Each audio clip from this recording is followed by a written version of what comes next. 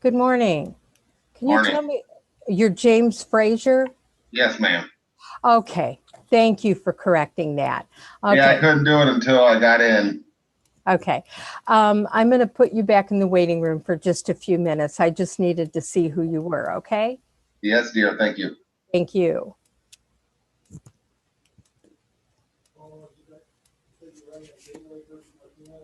Yeah, Mitchell is the one that checked in.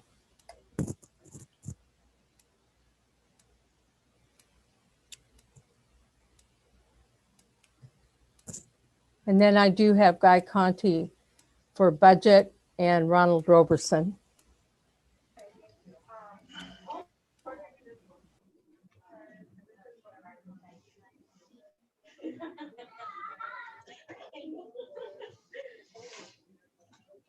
Oh, what's up?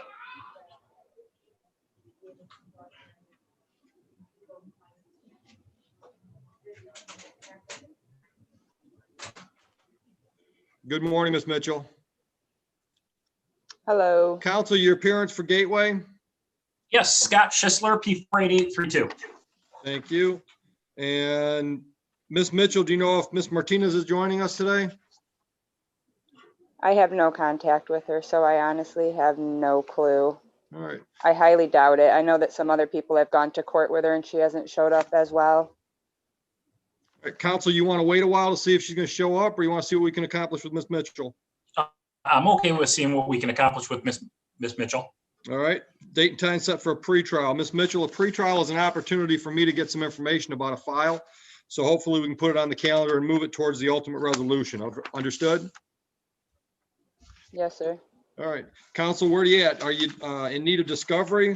You ready for I don't- motion? Yeah, I don't need any discovery. No. So what do you want to do? You want to set it for trial? You want to set it for motion? What are you thinking? Probably set it for trial. Okay. All right, Ms. Mitchell, is there any information you Yes. think that Gateway has that you need to prepare your defense of this claim? No, I just have a quick question, if that would be okay. Sure. I don't know if it's for you or for the other gentleman. I was a co-signer for her. So how does that, I mean, I have emails and stuff that I've sent with her or sent to her about the vehicle when I've been in contact with Gateway every time they've contacted me. Unfortunately, I co-signed for her and apparently, obviously, she let the van go back. So kind of where do I stand with this as a co-signer? I would strongly suggest you get the advice of an attorney. But generally speaking, when you co-sign a loan, you step in the same spot that the person that borrowed the money is. Okay, Equally responsible. Now, without looking at all the actual documents and everything else, I'm just saying, generally speaking, that's why they have you co-sign, is so they've got two people responsible for the debt.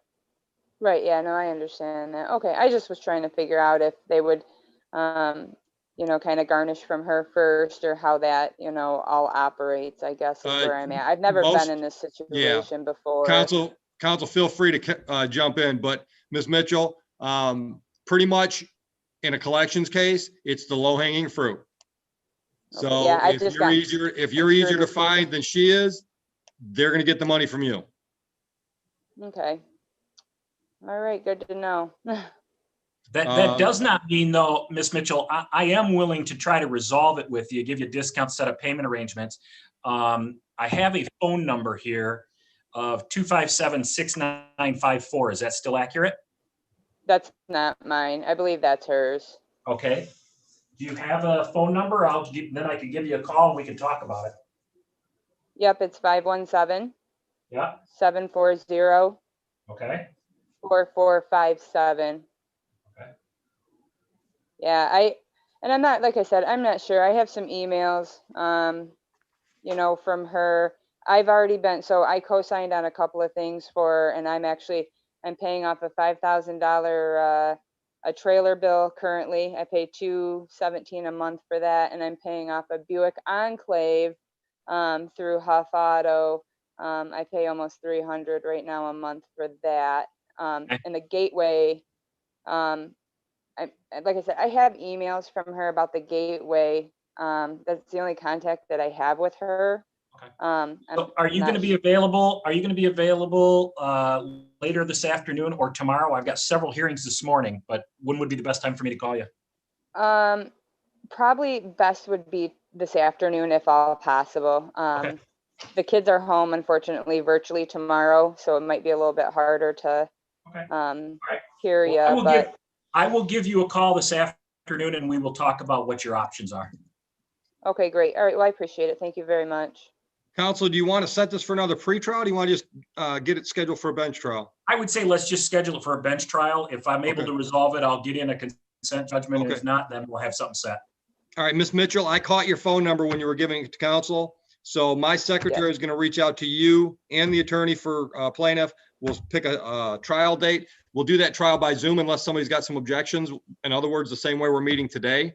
And I strongly encourage you to talk to an attorney before you make any decisions, because you may have some options of your own against Ms. Martinez. It sounds like maybe she's not going to be easy to get money out of, but you really need to talk to an attorney, just get some advice. And most attorneys will give you an initial consultation without charging you. Okay, great. All right. All right, thank you so much. Good luck to you. Thank Thanks, you, guys. counsel. Yep, thank you. Judge, I can give you February 2nd as a good date. We already have one civil bench trial settled or What set. time? We can do it at 8:30 and then like every 15 minutes thereafter. All right. You going to bring in Budget versus Roberson? And then I'll have to figure out who some of these people are.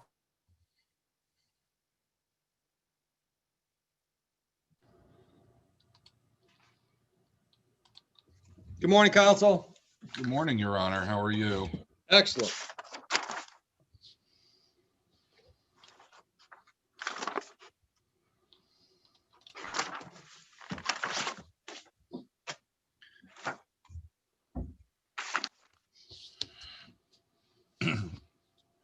Are you Mr. Roberson? Yes, sir. Good morning. Counsel, your appearance for Budget Stadium?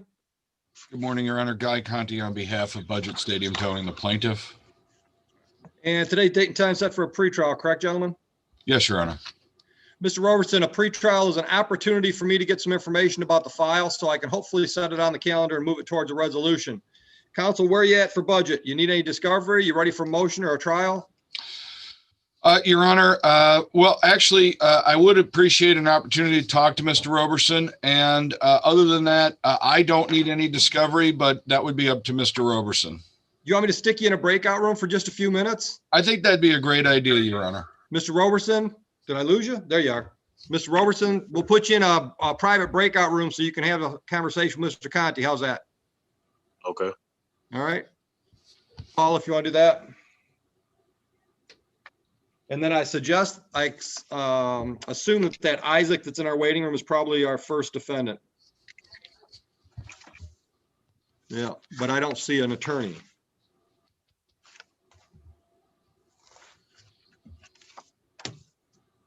You go ahead and put him in a breakout and I'll find out who that phone number is.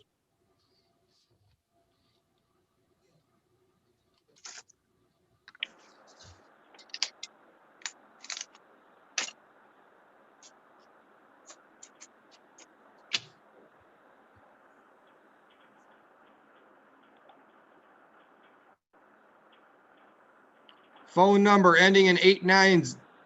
I guess it's ending in 9,000. You there? Yeah, this is Attorney Mike Beach from Burnton Associates. What file? CACH LLC versus Isaac Benjamin. Yep. Uh, Yep. All right, I think we've got the defendant in the waiting room, Mr. Beach. Very good. Judge, I'm sorry, what was the defendant's name? Attorney Beach. He's got it up now. No, the defendant. I'm Oh, the sorry. defendant's name is Isaac Quao. Okay. I changed his name for him, so.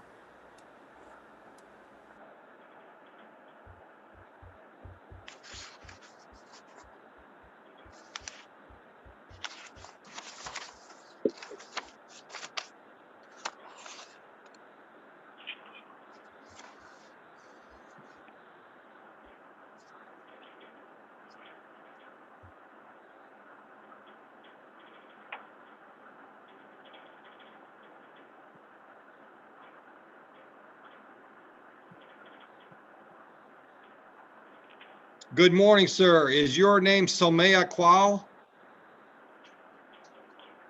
Yes, Your Honor. Did I say it correctly? Yes. Good morning. Counsel, Good your morning. appearance for CACH LLC. Yeah, good morning, Your Honor. Michael Beach, BEACH P45459. All right, and today's the date and time set to hear objections of garnishment filed by the defendant. I did have a chance to look at that paperwork today. Counsel, I'm assuming you've seen that paperwork that was filed with the court? Yes, I have, Your Honor. Okay. If I understand your argument, Mr. Samir Qual, this debt was fraudulently incurred. Correct, Your Honor. In the past, you had another attorney's office working on behalf of CACH LLC. They submitted to you some fraud paperwork. You filled it out, and that's the last you heard, and that was sometime in 2018, right? Correct. Okay. All right, counsel, I think that puts us all on the same page as far as what the defendant had to say. That is correct, Your Honor. The, All right, yeah, our position is, Your Honor, and we sent that on to the client, and I think one of the sticking points here is this debt was a First National Bank of Omaha debt, and unfortunately, I don't know if it was just by mistake or happenstance, but he listed a bunch of debts on his police report, but the First National Bank debt was conspicuously not on there. You know, he has Synchrony, Credit First, Amex, Credit Acceptance, a bunch of different debt, but that First National Bank of Omaha is not one of them. And that's the underlying debt for this account, Your Honor. All right, so are you saying he needs to fill out another fraud form, or? I'm not sure what your argument is. Well, my argument is, I mean, he's saying fraud. I think you got the gist of it, though. I mean, I would like to see if he could he amend a police report? I don't know if the police report, you know, if the police will allow that, or just to add this account.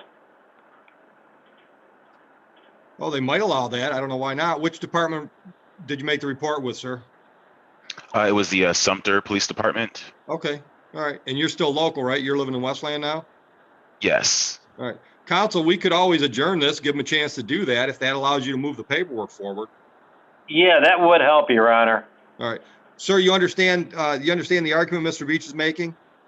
Yes. So you're relying on a police report, but the police report doesn't specifically mention the debt that we're talking about today.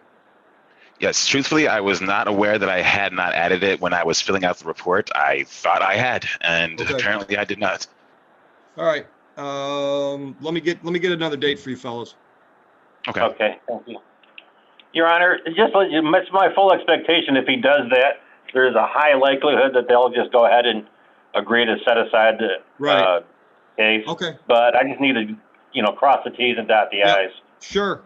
Understood. Let me get you, and the easiest way for us to do that is give you another date. Okay.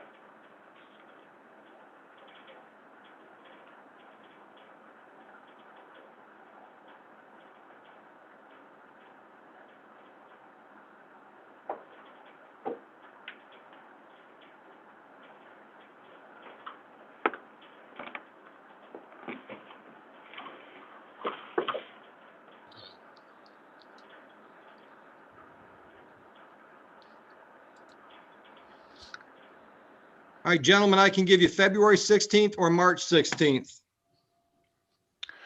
I would prefer March. Mr. That's Beach, any fine, Your Honor. objection? No objection, Your Honor. All right, that'll be in the morning. Just watch for your notice to get the actual time. Okay, I appreciate it. Thank you, All Judge. right. Thank you, gentlemen. Thank you. Mr. Kwa, Yes, sir. yeah, could you make sure to, when you fill that out, that new one, that you mail us a copy of the amended or the new police report? Mhm. Just mail a copy to our office. Okay, sure. Okay, thank you. Sir, right, thank reference your case number that's on your court paperwork. That might help them find it. Will do. Thank you. All right, good luck to you. Thanks. Thank you. Right. Bye-bye. Good day, gentlemen. You too. All right, Mr. Conti, I see that you and Mr. Roberson are back. Did you have enough time in the breakout room? We were just finishing up, Your Honor. I was just telling Mr. Roberson, I went through all the various possible settlement possibilities. And then I was just informing him that his final option, and of course I told him he can go to trial, would be to admit to judgment today and ask Your Honor for a payment plan that might be more favorable than the type of payment plan I'm authorized to agree to. All right. Mr. Roberson, you understand your options, sir? I do. All right.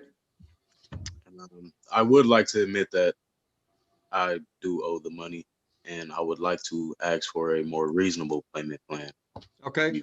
The total judgment amount is going to be somewhere around $1,100, it looks like. And there'll be statutory fees. Sure. It'll get it to 1322, Your Honor. Okay, so the total will be 1322. Thank you, Mr. Conti. Thank you. And Mr. Roberson, are you working? I am. Where do you work at? I drive freight for Amazon. I drive a Good. box truck for Okay. like a third-party company. How long you been with the job? A few months now. It's going kind of slow though. All right, you get paid weekly, bi-weekly? How often? Weekly. All right, and what's your take home? I would say at the moment 300 a week. I'm sorry, your audio went out. 300? Yeah, 300 a week. All right, so about 1,200 a month. And are you, do you own your own home? Do you live with somebody? Do you rent? I'm renting now, but the lease is up, so we're gonna move in a little while. All right, do you have the new place lined up yet? So do you know what your future living expenses are gonna be? I do not. What's your current rent? $730. All right. And what do you propose for a payment plan? How much can you pay? And I don't care if you want to do it weekly, bi-weekly, monthly. Just understand that, more payments means you got to get more money orders or write more checks. So you Okay. might just want to do monthly. All right, I'll go with monthly, and I could probably pull $100 monthly. All right.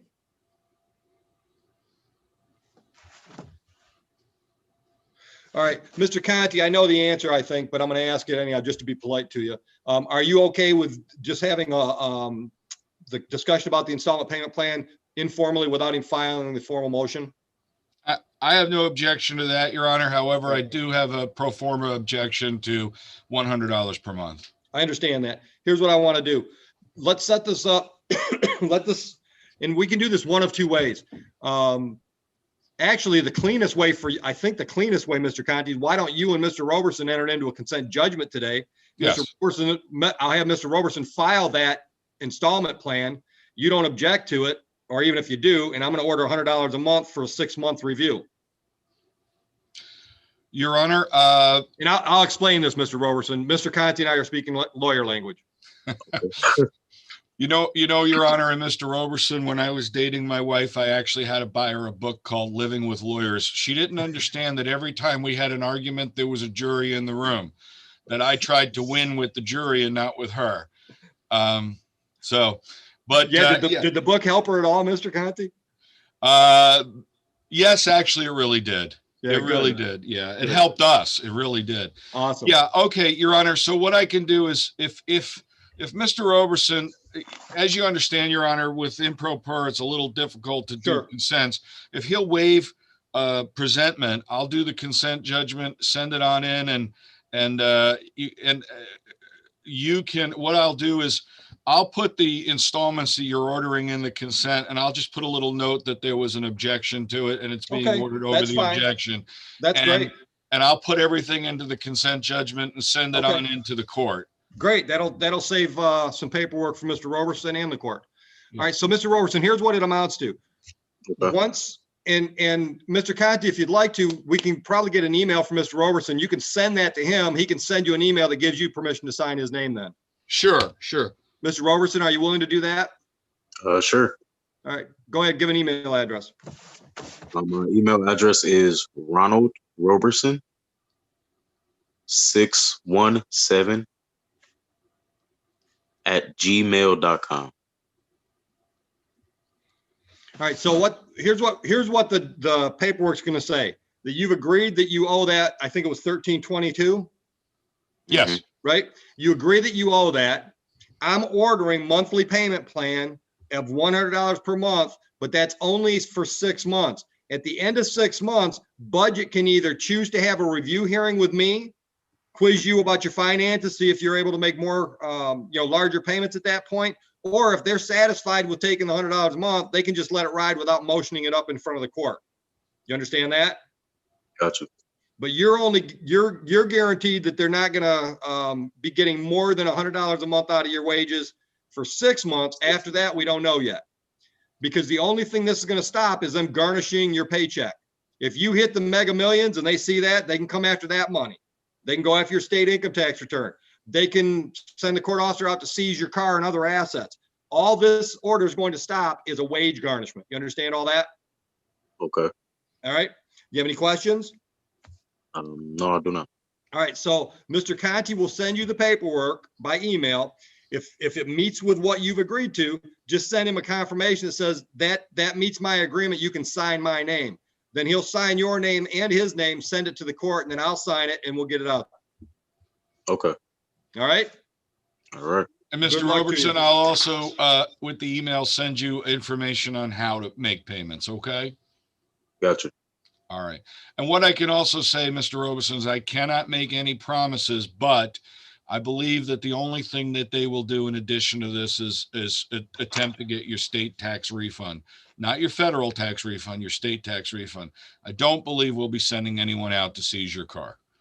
I hope not. Okay? Keep the payments on track and that'll help them be nice. Yep.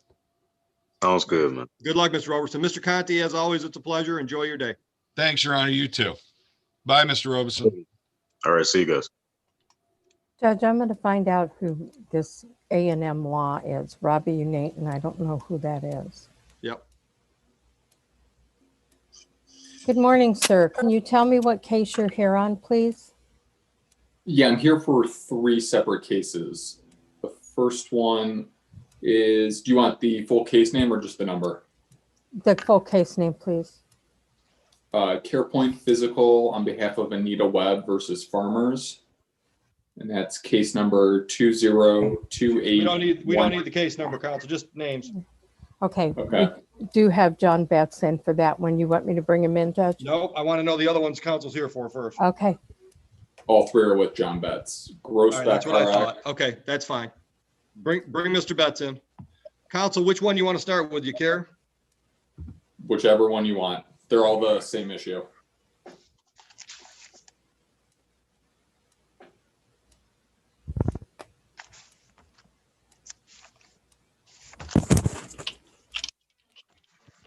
Good morning, Mr. Betts. Good morning, Judge. All right, let's call Grossbeck RX versus Auto Club first. Gentlemen, your appearances. John Betts for plaintiff. Robbie Uniton on behalf of the defendant. Counsel, say your last name again. Uniton. Uniton, just how it's spelled. Yep. But it gets Thank you. butchered every time. All right, so this is plaintiff's motion to compel. And Mr. Uniton, help me out because I looked at these files. One of these 3 files say that the responses to discovery have been mailed back as of the end of December. I'm not sure if that applies to all 3 files or not.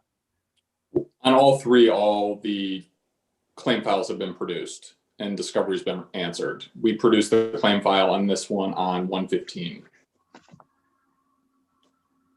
Did you get it, Mr. Betts? Did not, Your Honor. Mr. Uniton, when you do that, are you doing it email, snail mail, both? How do you do it? The other ones were both first class and via email. Let me I'm pulling this file up right now. 1 second, Your Honor. Just to double check.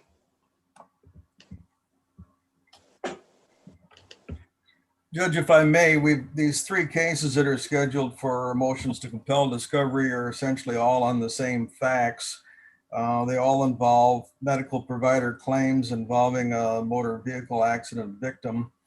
The problem is the 3 defendants represented by Mr. Uniton's firm filed crazy affirmative defenses on this particular Grossbeck case. They filed 172 affirmative defenses. Of course, my thought is, and my client's thought, those are frivolous. There's nothing to support them.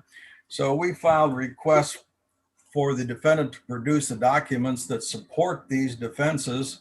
And they didn't do it on this claim, at least none of them have received me. And of course, to the extent that they want to object to those requests on the other cases, the objections were not timely filed. On the other cases, they sent me electronic access. Okay, Mr. Betts, to- hold on, just Mr. Betts, you know I'm not very bright, so let's just talk about one file at a time. Okay, Give me a chance. So I got civil clerk here. Hold on just a minute. This lady is here. She doesn't have Zoom capabilities. She left her phone at home. So she's gonna have to come in and call for a ride to get home to get on by 9 o'clock, but by phone. Is that okay? You've completely lost Okay, me. If she's she doesn't here. have her She's phone, how are we outside gonna right use now. your She's gotta phone? call to get a ride to get back home to get on her phone. But she's outside. Oh, right now. that's all right. Yeah, that's all Okay, right. so just Yeah, tell her- I'll just call her when we get ready for that one. Okay, all right, Yeah. thank you. I'll let her know. All right. I'm sorry. Go ahead, Mr. Betts. okay. Talking specifically about the Grossbeck file, we filed these requests for production of documents quite a while ago. As it stands this morning, we've never seen any responses. So there's no question that my client is entitled to whatever documents they have that support their defenses, and they haven't provided them. So I ask that you grant the motion. We shouldn't have had to even file a motion. They should have provided the documents. So we think some costs are in order. All right. So you didn't receive anything January 15th. Not that I'm aware of, Judge. Okay. Mr. Uniton, did you figure out how the stuff was sent on the 15th? Yes, Your Honor. I'm actually looking at an email right now on January 15th from Mr. Betts saying that he received, you attached a 93-page claim file, although many of the pages are blacked out, which is redacted. So he did receive them. Okay. I don't think that's on this case. I think it's on one of the other cases. Their case number in the No, email? this is Grossbeck RX on behalf of Shelby Post.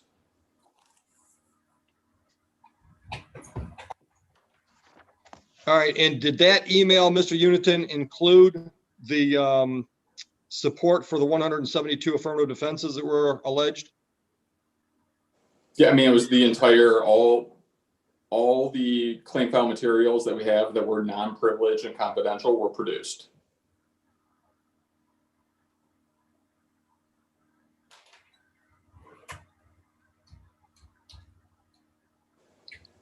Yeah, I'm reading, the email was sent. It says, John, please find attached a copy of AAA's claim file on Shelby Post in response to your first and second request for production of documents. Please advise whether you will dismiss your motion to compel set for next Wednesday, January 20th.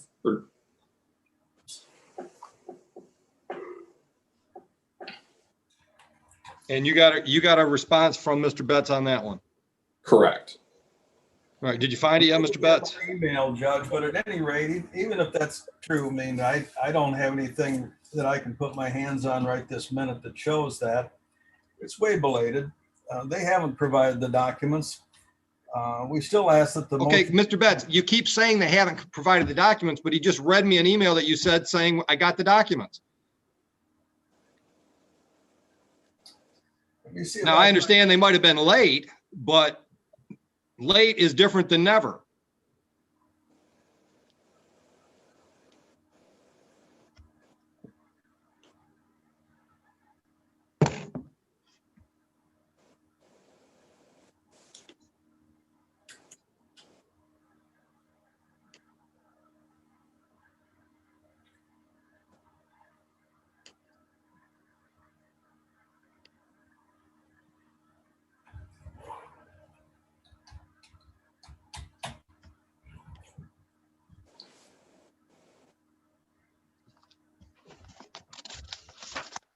Well, as we speak, Judge, I can't find any email that he's talking about. All right, so you have no memory of responding to the email complaining about the redacted file? On this case, I mean, I had contact with his law firm on the two other cases, but I don't see anything in my file about this case. I was corresponding with Michelle Endress on January 15, not with Mr. Uniton. Let's see. Okay, I'm a little confused because my communication was not with Mr. Uniton. They sent me a claim file that with pages blacked out, but the problem is, do they expect my client to go through that claim file searching for support for those defenses? I mean, that's not a proper response. The requests are very simple. What do you have that supports this defense? The answer is, well, look at some blacked out claim file. That's not a proper response, Judge. It could be answered very simply. Mr. Uniton. I mean, we produced, it was a 93-page claim file, all privileged and confidential information was redacted, as is the normal course of business with producing a claim file. So I don't know what more. Well, I think Mr. Betts specifically said, what are you relying on to support affirmative defenses 1 through 172? That's correct. Was that the request, Mr. Betts? Yes, Judge, it's very simple. If we tried this case tomorrow, what would they present as evidence to support these defenses? And all I hear from defense counsel is, well, this stuff is privileged. Well, if it's privileged, then they can't use it. They've got no defense. I think it's fairly easy, Mr. Uniton. Either you respond 1 through 172, this is what we think this is why we think this defense applies in this case, or you don't get to use that defense when we get to trial. Well, in terms of putting on the affirmative defenses, it's required to be included at the outset or they're waived. So as a precaution, you put them in your original answer. I got that. But now counsel wants to know specifically, what are you going to use for this defense? And you just sent him a 93-page file with the idea it's in here somewhere, you find it. I mean, we also provided, I believe there were responses to his production as well. So, well, they objected to every single request for production with crazy. All right, you know what? Here's what we're going to do, guys. Here's what we're going to do. I like discovery motions just about as much as I like colonoscopies. So I'm going to send you guys on all 3 files. I'm going to send you guys to the discovery mediators and they can figure it out. Because I'm not wasting my time because you grown-ups can't play well together. So you'll be hearing from the court on all 3 files. Enjoy your day. Take care, Your Honor. Judge.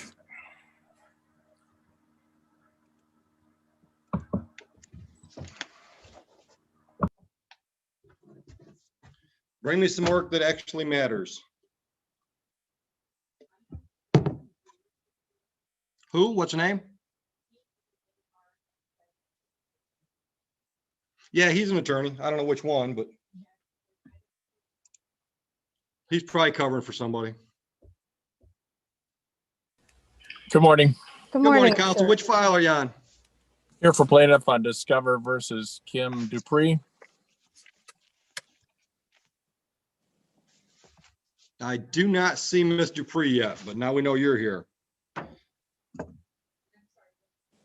It's on Discover. Jennifer Dillo's the one on the docket. Yes. So he's covering for Jennifer Dillo. Yeah, we're all in the same office. Yep.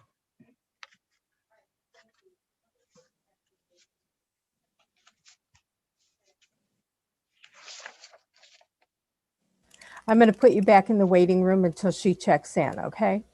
Thank you. Thank you. Okay. Mrs. Riley, I take it as Danielle Riley, but I'm not. I'm going to check who these other 2, it looks like attorneys are on.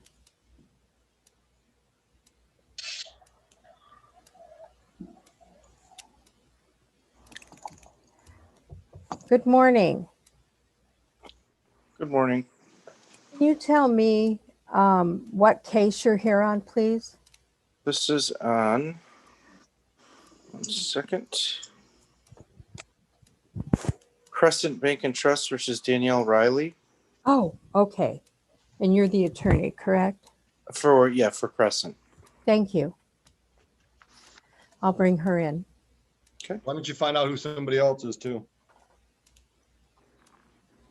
I'm. You know who James Frazier is? Yes, he's one of the small claims, but we don't have the other party Yeah. checked in. How about James iPad? That one I haven't checked yet. Nate Preston is here. I'm just talking to myself. I'm sorry. James' iPad just checked out. No, I just brought him in. Oh, Are you bringing Miss Riley in? yes, sir. Jamie's iPad, what's your name? He's not Jamie's iPad. not connected yet. Did you send him out? Nope. You just Okay. left. All right. Okay. All right, counsel, your appearance on Crescent Bank and Trust, please. Eduardo Polaris, P63559 on behalf of plaintiff. Thanks, sir. And you are Ms. Riley? Yes. Good morning. Morning. All right, looks like we had a pretrial way back in June. We adjourned it for a motion for summary disposition till December 15th, I think, counsel. Does that sound right? That's correct, Your Honor. And then Ms. Riley was not available, so that brings us to today. Correct? Yes. All right, Ms. Riley, did you receive a copy of plaintiff's motion for summary disposition? Was that from way back in June? Yep. Looks like it's about 3 pages long. Well, maybe 5 pages, 6 pages, something like that. Possibly. I don't Okay. have it on me right now. All right. And you did not file a written response, correct? We were set up to send emails, and so we were doing the emails. No, but you didn't file a written response to that motion with the court, correct? I just want to make sure I'm not missing a document. Oh, no, I don't think so. I did send some things through the mail, but that might have been through the first time that we were supposed to be scheduled. Okay. All right. So just so you're clear, when one side files a motion for summary disposition, what they're saying, and motion is just another way to say request. So it's a request to the court.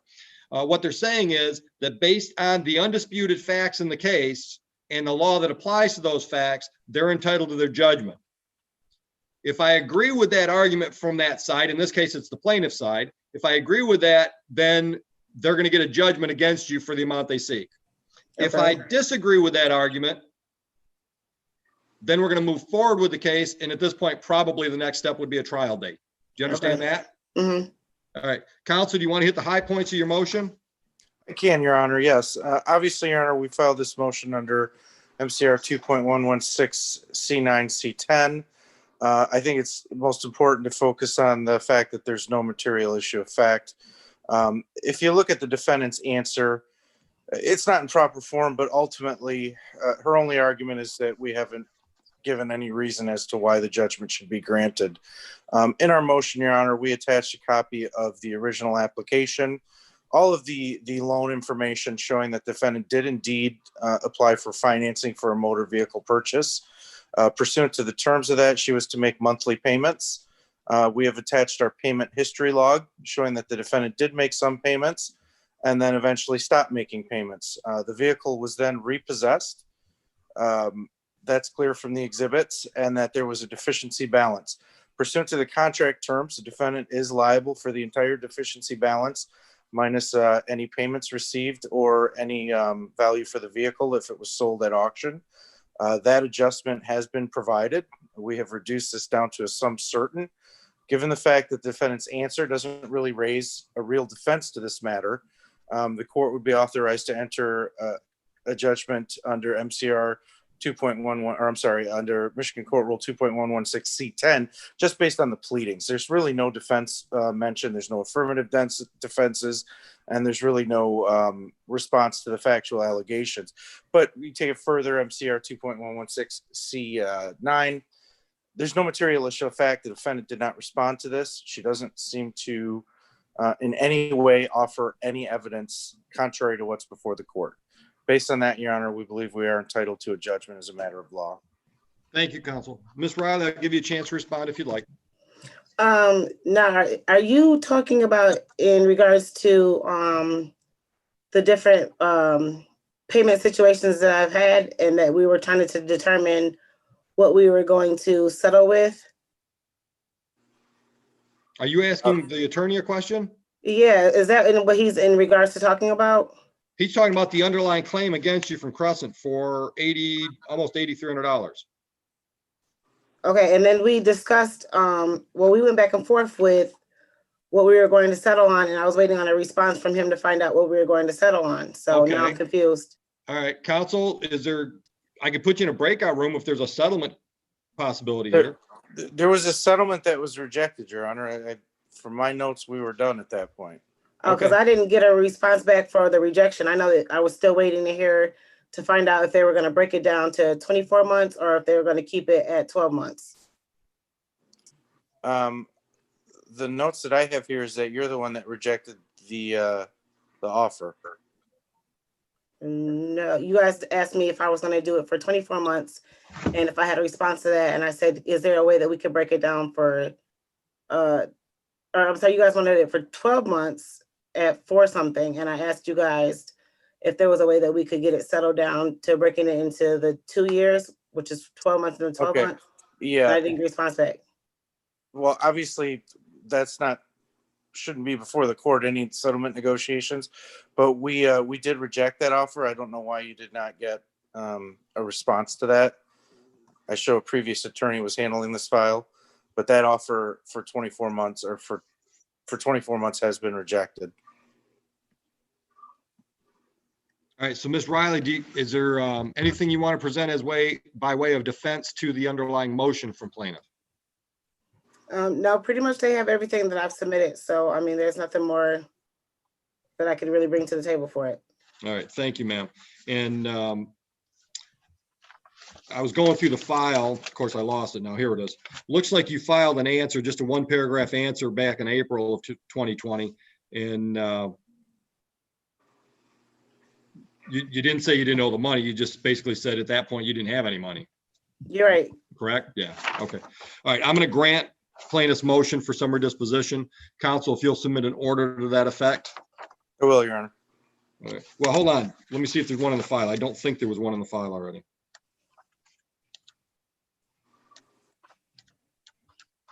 I don't see one. Yeah, I don't see one with if you prepared. submit an order. And Ms. Riley, we still got your address on Kentfield. That's a good one. Yeah. All right, so we'll send that order out to you. You can always reach out to counsel and discuss payment options. Maybe there's something they can do that'll fit your schedule. Push comes to shove, you can always file a motion with the court for installment payments. Okay. If I grant that motion, at least that will protect your wages from being garnished. Okay. All right. Good luck, ma'am. Thank you, Your Honor. Thank you. Counsel, have a good day.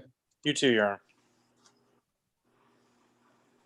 Judge, everybody else is one side of a, I'm sorry, I was muted. Yeah, that's right. I heard you. What's the first one on the docket that you got one side here? Maybe we'll make a phone call. You got a. We have James Frazier, a small claims hearing at 8:30. That's Frazier versus Lucas. Yes.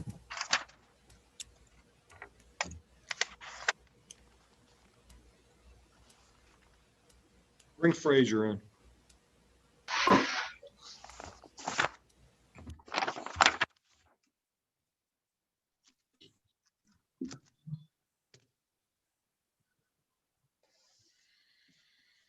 Good morning, Mr. Frazier. Good morning, Your Honor. All right, Mr. Frazier, help me out here. This is a small claims case. Way back in August, I think you guys were going to mediation or something? Yes, sir. That was our second round of mediation. Okay, and obviously that didn't work. No, sir. Okay, I don't see either one of the, I don't see Mr. Lucas in the waiting room. This was scheduled at 8:30, was it not? Yes, sir, it was. All right, just for the record, my phone says it's 9:12. Thank you.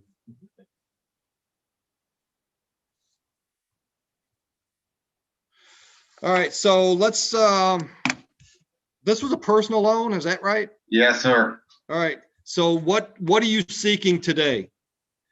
I'm just trying to get the amount you're after? $5,000. I'm trying to get the $5,000 that I loaned them back. I mean, I'm not greedy. I'm not asking for interest or anything. It's been 3 years now. Okay. This loan took place back in 2018, and in the last year, he's been selling off equipment from his company and has yet to pay me anything. I just know he's liquidating stuff. He completely, his life went completely upside down, and Right. he's Are you seeking any court costs or anything on top of the $5 grand? Or are you just looking for $5 grand? I just want the $5 grand.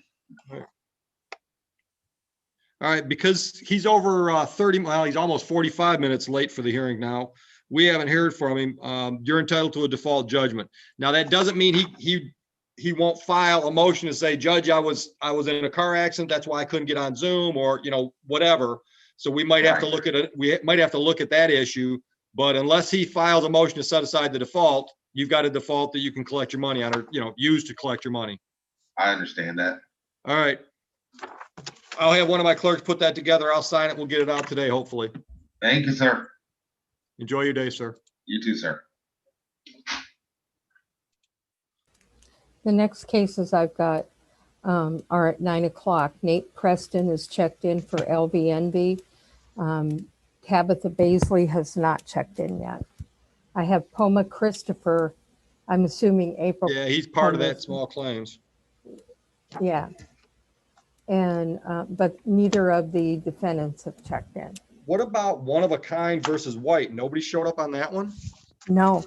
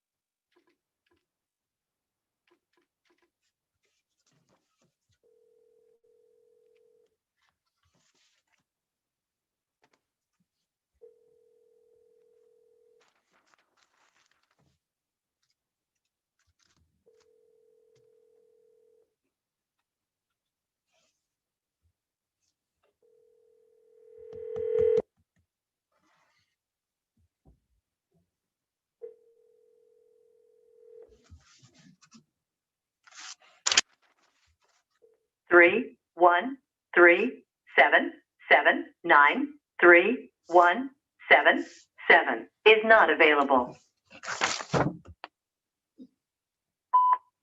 34th District Court calling for Tabitha Baisley. Ms. Baisley, you are late for a Zoom hearing on the LVNV funding claim. Please call the court or get into the Zoom meeting. The court can be reached at 734-941-4463, extension 211. Judge, Mr. Looks like Morris from Bello Law just checked in.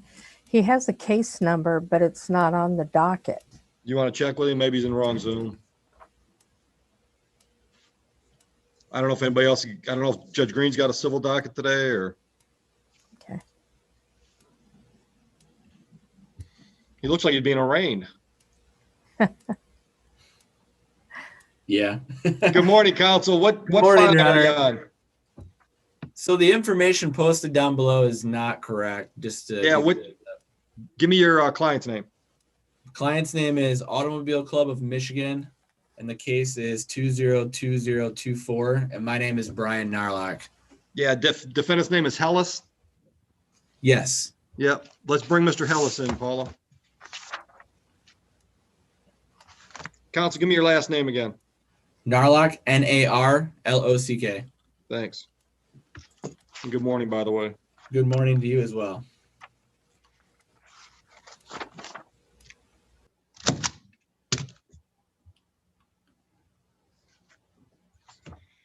Mr. Hellos is not connected yet to the audio. I will send him a chat.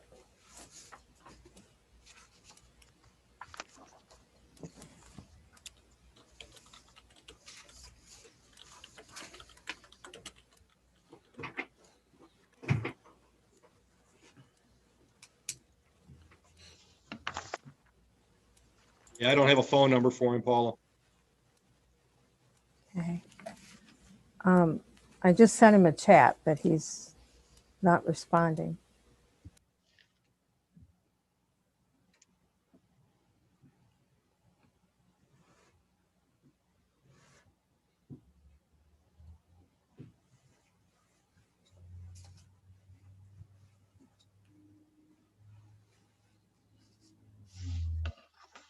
Mr. Narlock, would you have a telephone number in your file for him? It looks like we have the 734-776-4455 phone number for him listed. Let me see if I can connect with him.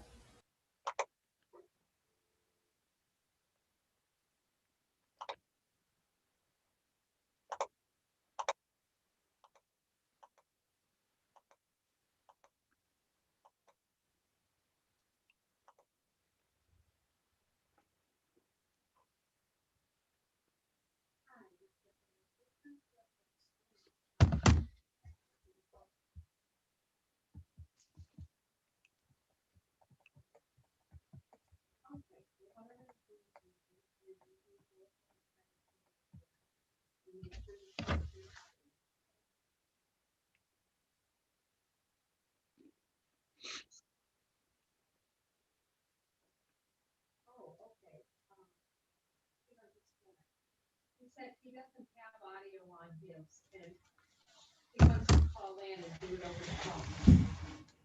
That's fine. Just give him a 7034. Are you ready? Okay.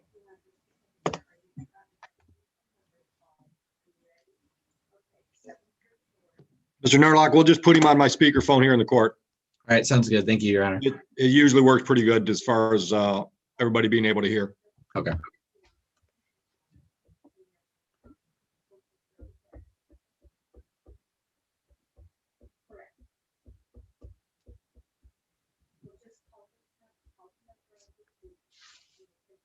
This is Mr. Hellis's motion to set aside a default, correct? Yes, it is, Your Honor. Yeah, we just kicked it down the road back in December, I think. Yep. He's going to be calling in on your on the line out there real quickly here, Judge. Thank you. He was having a lot of trouble with his Zoom audio.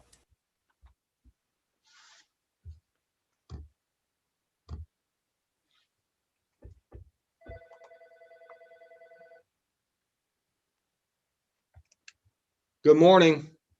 Yes, this is Stephen Hellis. Good morning, Mr. Hellis. I've got you on my speakerphone in the courtroom. Counsel, can you hear Mr. Hellis okay? Yes, I can, Your Honor. Awesome. All right, I've got Mr. Norlock is on the Zoom, Mr. Hellis. And Mr. Hellis, this is your motion to set aside a default judgment. We were originally scheduled to hear this motion back in December, and then we adjourned it because there was some settlement discussions, correct? Yes. Okay, so I'm assuming the settlement discussions were not successful. That's why we're here today and going to go forward with your motion, correct? Kind of. They didn't get back to me until Thursday, and then I tried to reach out to the attorneys at Zello Law, and for some reason, they won't put me through to an attorney there. Okay, well, hold on just a minute. Counsel, you want to have some conversation about a possible settlement?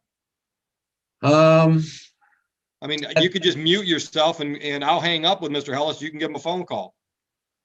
I mean, at this time, I think our client's looking to move forward. Okay. I know All that right. we originally offered him something and then he denied it. And then he was Okay. trying to contact our office, but there was some miscommunication. He had stated that either he was an attorney or that an attorney was representing him, and therefore he wouldn't go through the process of being directed to somebody. And so here we are today. Okay, well, let's hold the motion then. Your Honor, I couldn't really hear what the attorney was saying. He said that at this point, his client wants to move forward. Okay. There was a settlement offer that was made. You rejected that, and they just want to move forward. That pretty much sum it up, Mr. Yes, Nerlock? Your Honor. Okay. All right, so Mr. Hellis, I'm going back to the document you filed with the court on November 12, 20. Yep. In council, I'm assuming you've got this. It starts with, please consider my motion to set aside default judgment. Yes, Your Honor. All right. So Mr. Narlock, is there anything you want to add to what you submitted in writing back in November? The only Hold thing on, Mr. additional- Narlock, I misspoke. Yep. Mr. Hellis, is there anything you want to add to what you put in writing back in November? In regards to setting aside the motion? Yes, sir. Just that I never got any notification through the mail. I've had issues with the mail here. I continue to get mail from other people and other people's junk mail. I've made multiple complaints with the post office. And I would like a chance to defend myself. I feel that there were some errors in the police report and that the witnesses would contradict some of the things said there. Okay. Now, Mr. Narlock, your turn. Yes, Your Honor. So the only thing that the defendant has stated in his motion is with regards to that he did not have proper notice of the hearing. That statement is incorrect. It does look like he was served by alt service. He did, yes, receive, looks like first class and certified mail. Also, there was posting per the court order by, it looks like a court officer. And it looks like that was sent to the same address as was listed on his motion. And it's the same address that we've been sending information to the entire time. So therefore, he would have had notice because the summons complaint were attached to his door per the court order. So Counsel, at this, help me out. I'm looking at a proof of service dated September 30. I mean, I should say it was received by the court September 30. Our clerks stamped it coming in. Mm-hmm. The first class mailbox is checked and the other certified mail return receipt is checked, but the tacking or affixing is not checked. Is there another proof of service as well? I have.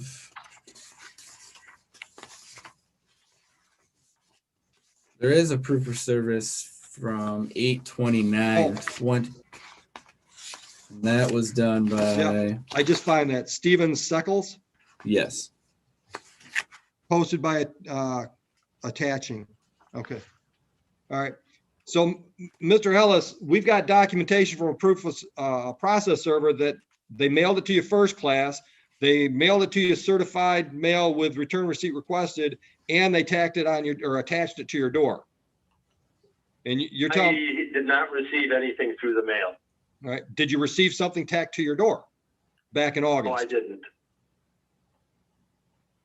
And you didn't receive either the first class mail or the certified mail?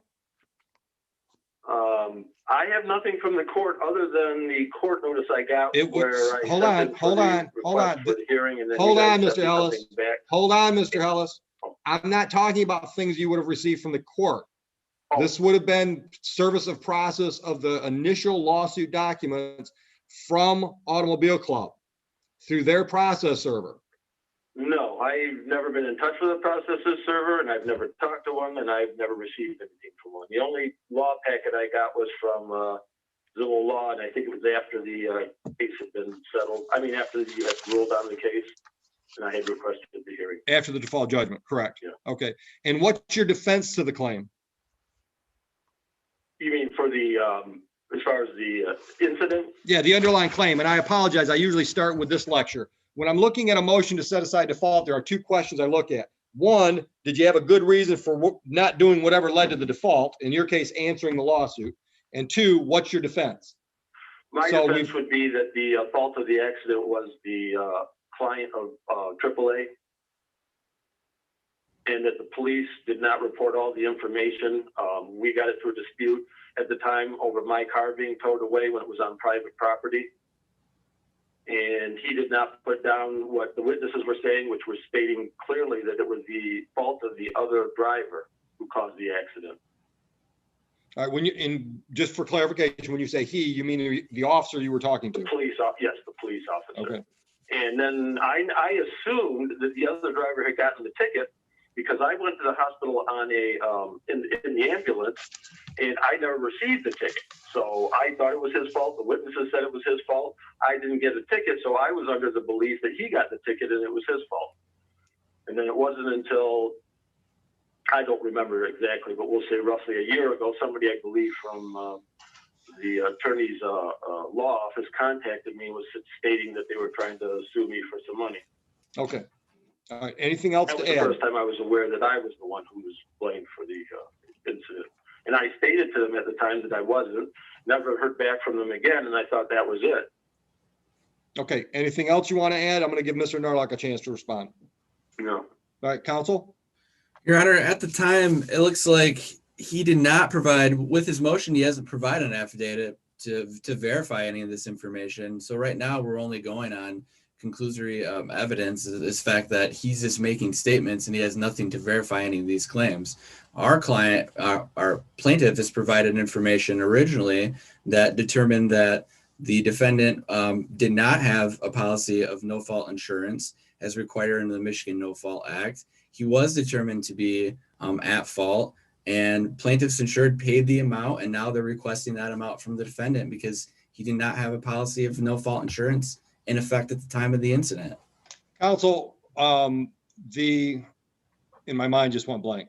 The accident report prepared by the law enforcement agency, and I can't for the life of me think of the name of that form, but the standard accident form, did the investigating officer determine that Mr. Hellis was at fault? You referred to the fact that he's at fault, and I just want to know what you're relying on. Yeah, let me look here. Let me pull up a clear image of the accident report here. While you do that, go ahead. He's got a full jacket stuff that he has to do. Something's got to happen sooner. It just ain't happening.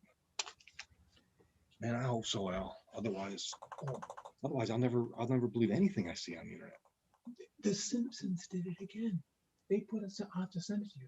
The Simpsons already had this. The Bart's in front of the chalkboard, and he wrote 100 times everything I learned. Yeah. Yeah. Well, we'll see. Yep. Bear with us, Mr. Ellis. Yes, I understand. May I ask a quick question? Yeah, go ahead. When he was mentioning the fact that I hadn't provided any proof, wouldn't that be my chance to do that in court with the witnesses? Well, technically, the rules require that when you file a motion for summary disposition, or excuse me, when you file a motion to set aside a default judgment, and you're laying out your defense, that you're supposed to sign an affidavit or have an affidavit. So, for example, submit one of the witnesses' statements under affidavit that says you weren't at fault, the other driver was. Something more than just you check the box that say you've got a defense. Okay.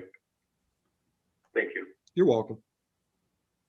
Yeah, there's nothing that indicates specifically on the crash report.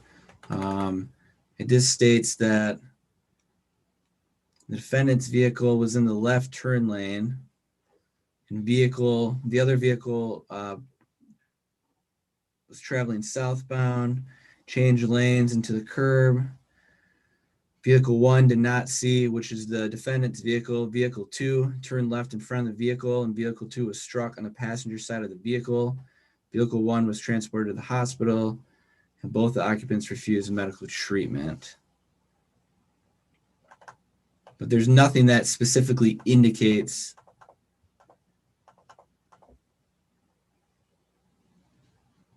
So there has been no finding of fault other than the underlying. just what our client has verified, that it was based on negligence of the defendant and the default.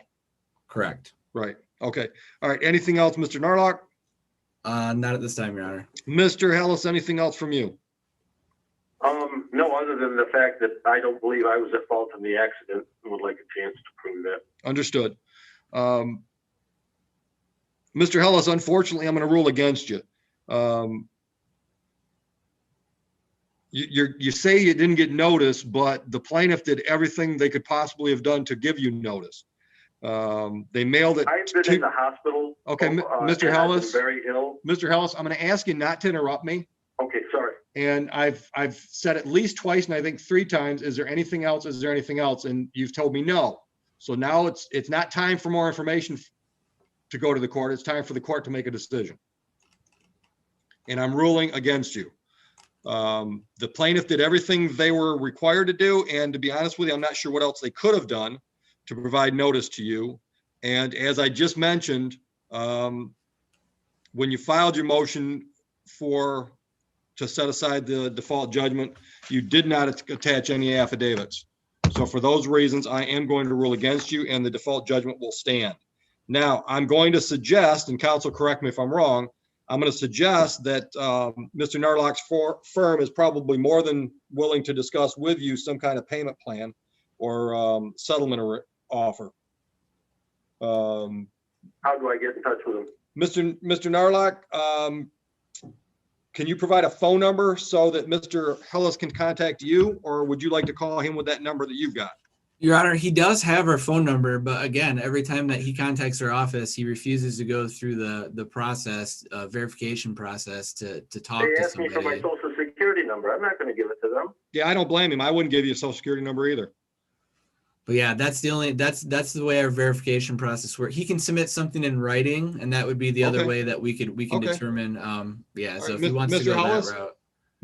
make a written offer for settlement and or payment plan, whatever you want to submit, and just submit it in writing. And that way they can get it to one of the attorneys to address it. So there's nobody I can talk to at his office. It sounds like they won't let you talk to him unless you give a social security number. So if I was you, I'd send a letter. I wouldn't give him my social security number either. Thank you, Your Honor. All right. Any other questions, sir? No, I assume I could appeal this decision. to the circuit Absolutely. court down there? Absolutely. Yep. That's always your right. Well, I shouldn't say it's always your right. It's certainly your right on this case. Okay, thank you. Good luck. Thank you, Your Honor. Counsel, have a nice day. Thank you, you too. The next attorneys I have are Quippers, Q-U-I-P-E-R-S for Camelot, and McDonald for Brown Iron Brewery. You got both sides of anything in? That's it. That's both sides of that case, Judge. Camelot versus Cranky, but it looks like the. Oh, that's why. Okay. Yeah, bring them in. Yeah. Then we'll do some defaults. And I do have one more set of attorneys, both sides for a case. Yeah, but they were scheduled after 9, so let's do some defaults.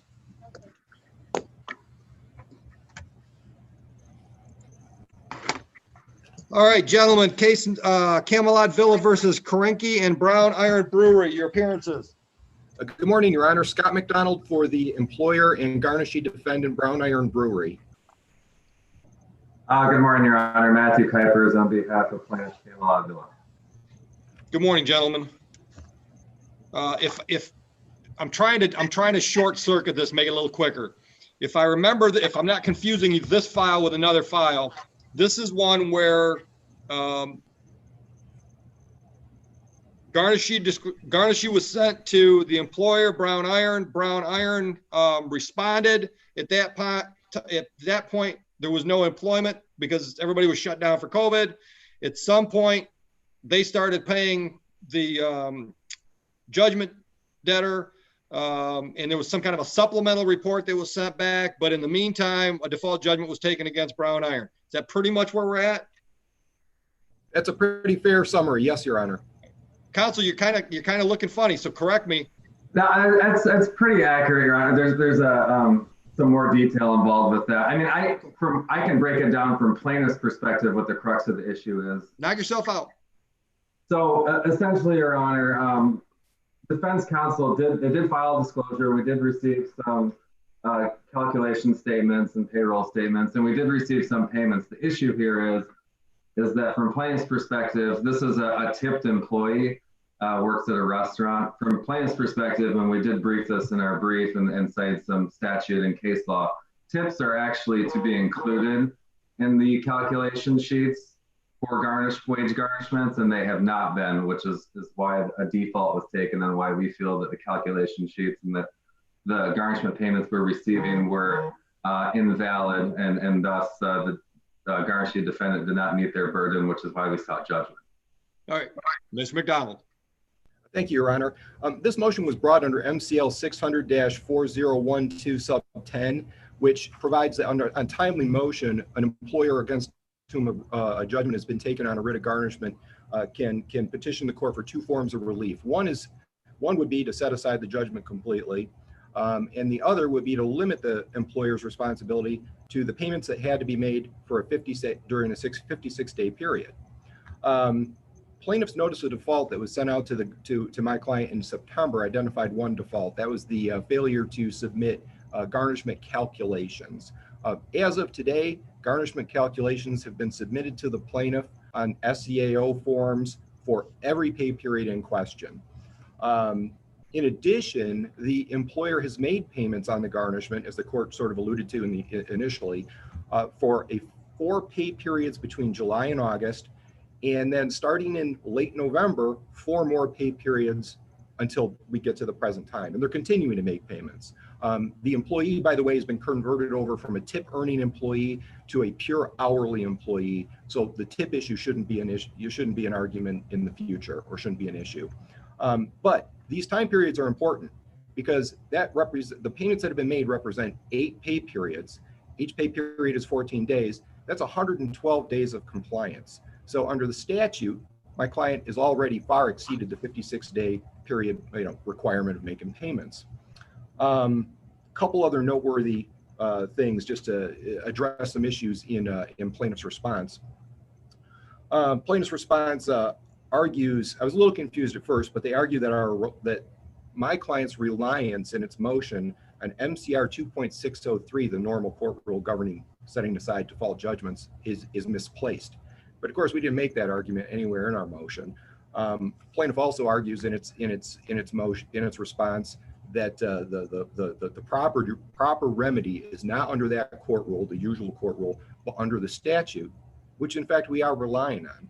So I'm a little confused. I could only surmise that plaintiff's response was based in part, perhaps, on a brief that they filed under different circumstances in a different case and used in this one.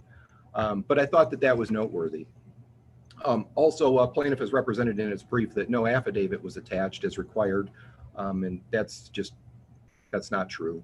The affidavit was attached to the motion as Exhibit H. Plaintiff has also argued in its response that the motion was untimely.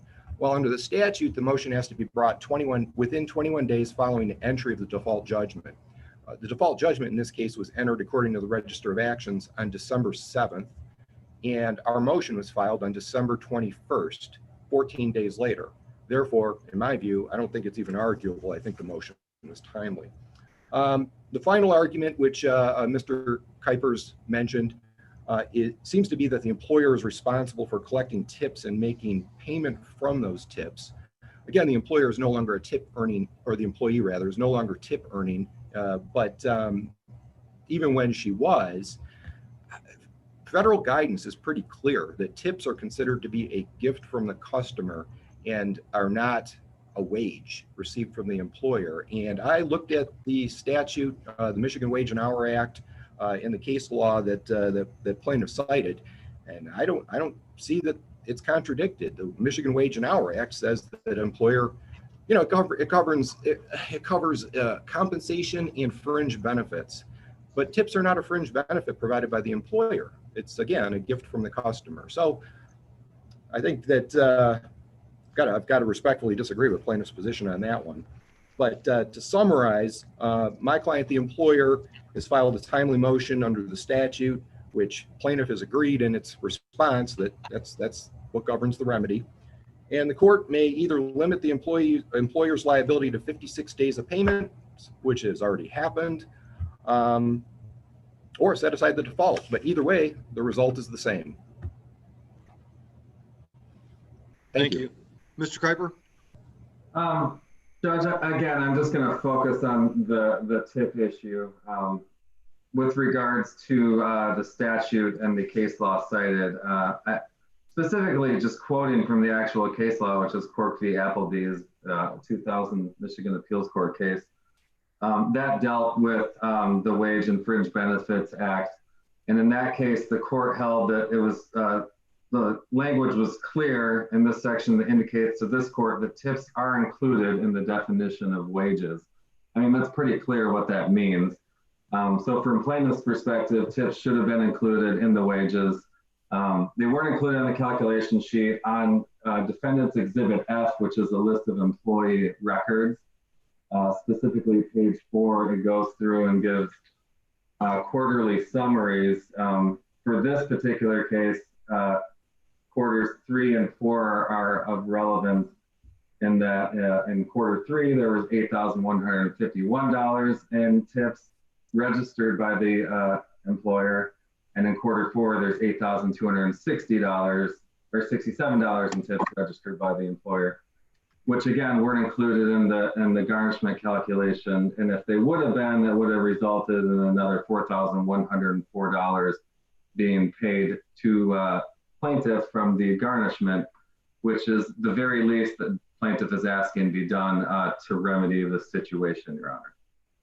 Thank you. Mr. McDonald, anything else? No, Your Honor. All right.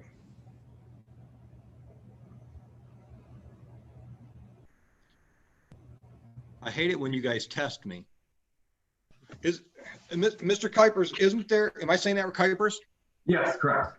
Isn't there a process in the garnishment statute so that if you think something in the disclosure is not proper, you can follow up on the disclosure and ask for more information?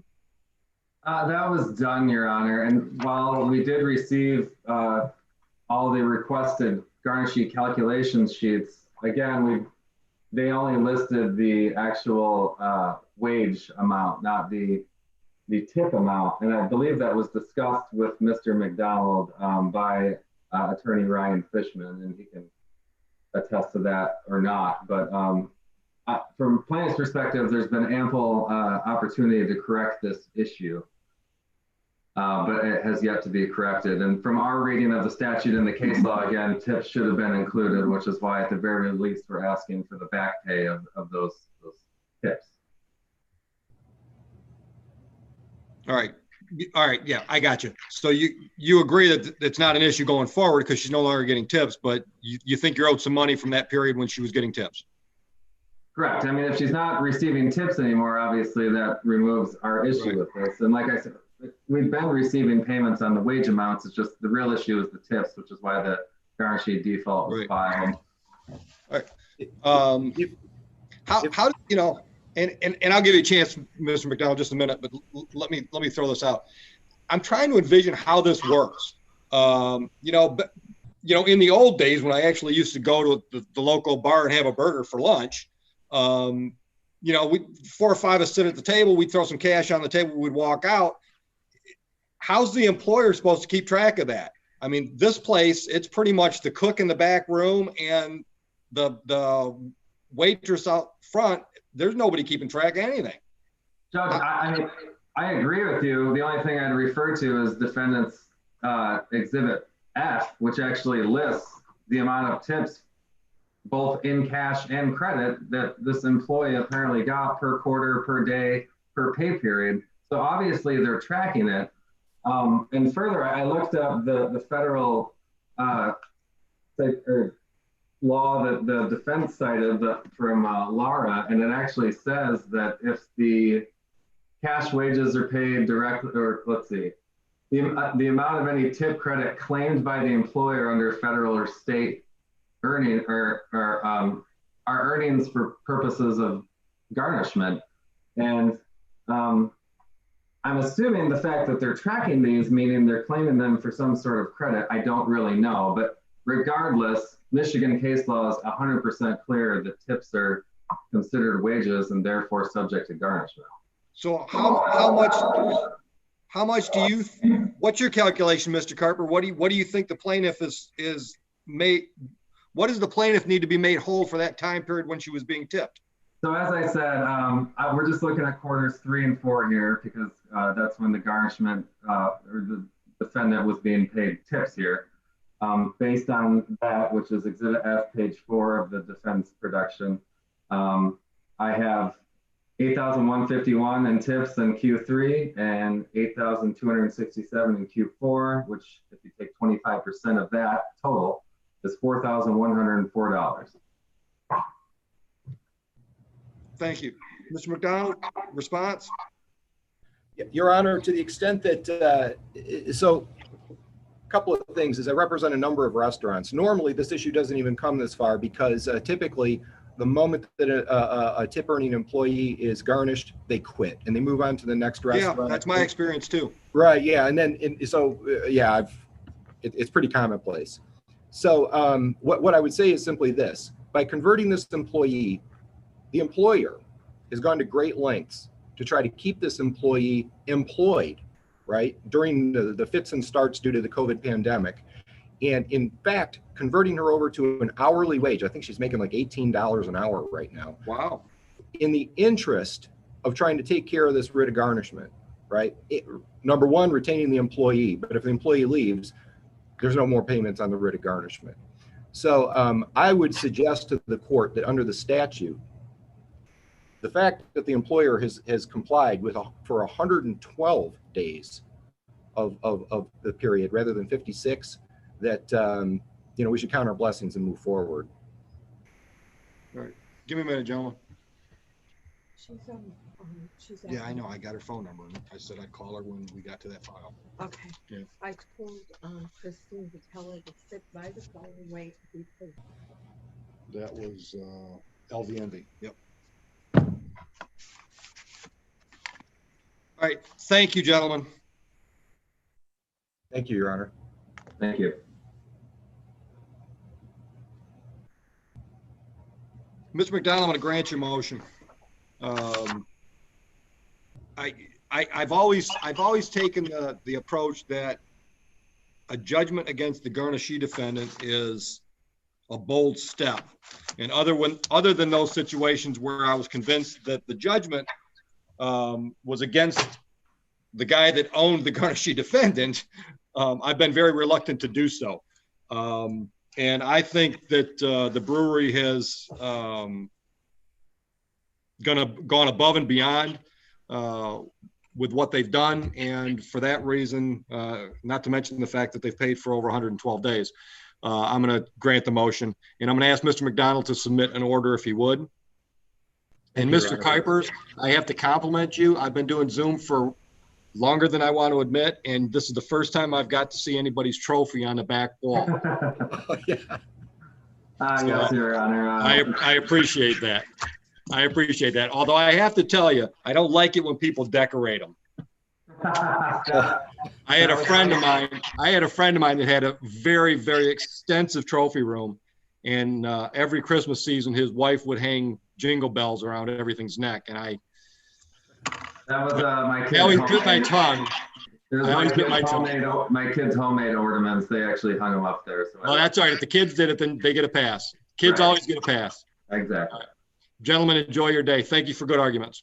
Thank you, Judge. Thank you, Judge. Paula, let's bring that one in with the phone call lady, and I'll call her.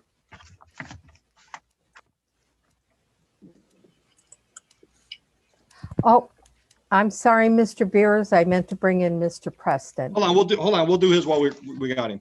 Okay. Counsel, your appearance on Discover Bank. May it please the court, Your Honor, Jeffrey Beers, P41693 on behalf of plaintiff Discover Bank. And Paula, I don't see anybody in the waiting room that's unidentified, so we have not heard from Mr. Pree. Counsel, let's do a 7-day default judgment under 7-day rule, please. I will. And thanks for hanging with us. You bet. Thank you, Your Honor. Thanks for the hearing. You're welcome. Paula, you know what? Let me do another one I want to get out of the way. Have a good day. You as well. Which one is that, Judge? Bring Mr. Palma in. Okay. And we don't have anybody there that could be the defendant on this case either, do we? No, but I do have an attorney that I have no idea what he's on, and I just want to make sure he didn't. Yeah, which one? Jason Sims. I have no idea. Bringing him in? Yeah, just to see. I don't want to default somebody Sure. and then. Sure. He's not.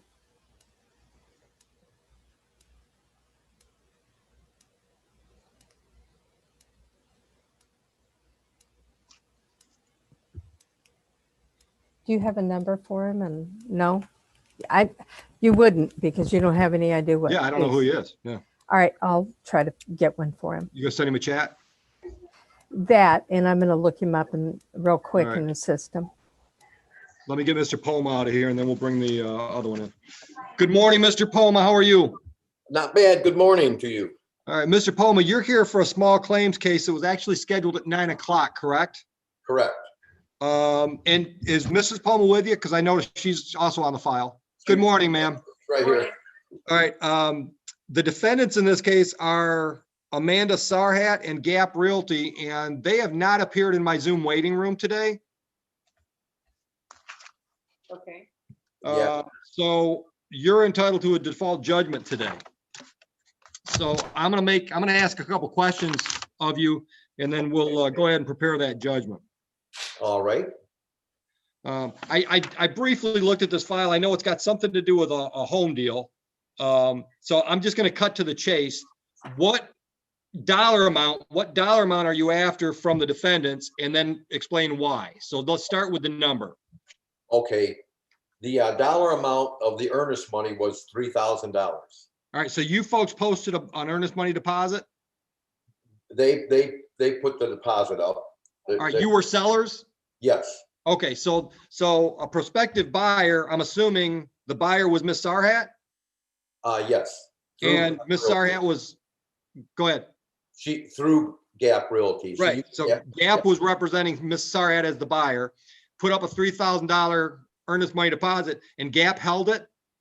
Yes. Yeah. Okay, and then the deal fell through, and you wanted to keep the deposit because you didn't think the contract gave them the right to back out. Well, yeah, if I may, Your Honor. Yeah, I'm just trying to short circuit it. Go fill in the gaps. Okay, so purchase agreement was signed on 12/10/20. Yep. Then there was a 10-day period to have an inspection if they wanted. Sure. And we both signed off on that. So they didn't get it. They let that expire. And so we got the inspection completed by them on 1/25/20. And they sent us a buyers of what was that now? So then they exhausted the inspection period, then did an inspection on 1/25, and then they sent us a mutual release on 1/26 okay. because of the inspection. So a month and a week later, they had their inspection that they wanted to do. So all right, let me stop you. And I know it's rude to interrupt, but that's the way my head works. That's okay. So they had a 10-day period to do an inspection. Yes.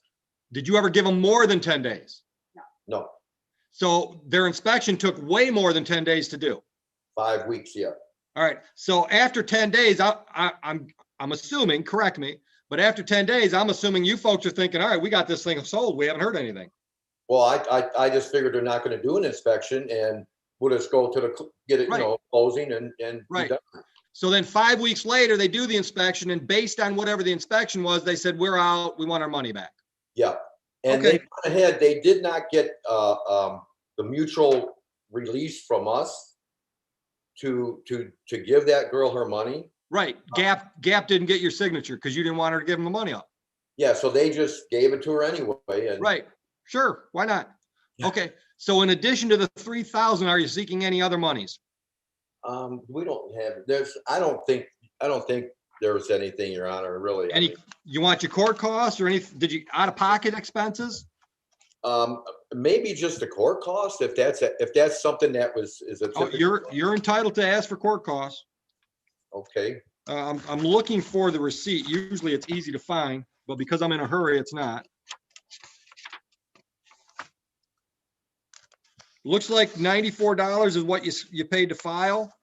Yep, $94 for the file, and then I think it was $40 for the service server. I think. Okay. All right. So, according to my Casio, that'd be $3,134. Okay. All right. So I'll have a clerk type this up. Hopefully, I'll get it sent out to you today. Default judgment. Now, that doesn't mean we might not address this later. So, for example, if one of the defendants or both the defendants files a motion and thinks they've got a really good reason why they weren't able to appear today, yes, we might have to have a hearing on that excuse. And also, Your Honor, or because you probably didn't see it or maybe seen it briefly, but The first one we had was with the girl only. And she was on the Zoom meeting thing for a second and then just left and never called the court, never did anything, just gone. So there was a default judgment on that also. Okay. Okay. All right. Any questions? No, sir. All right. Enjoy your day. Thank you very much. You're welcome very much. All right. All right, Paula, let's, Judge, can I address Mr. Sims? Yeah. Mr. Sims, thank you very much. I did get your chat message back. So I'm going to put you back in the waiting room for just a few minutes, okay?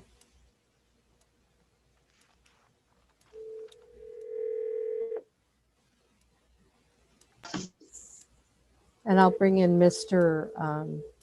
Preston. Yep. Hello?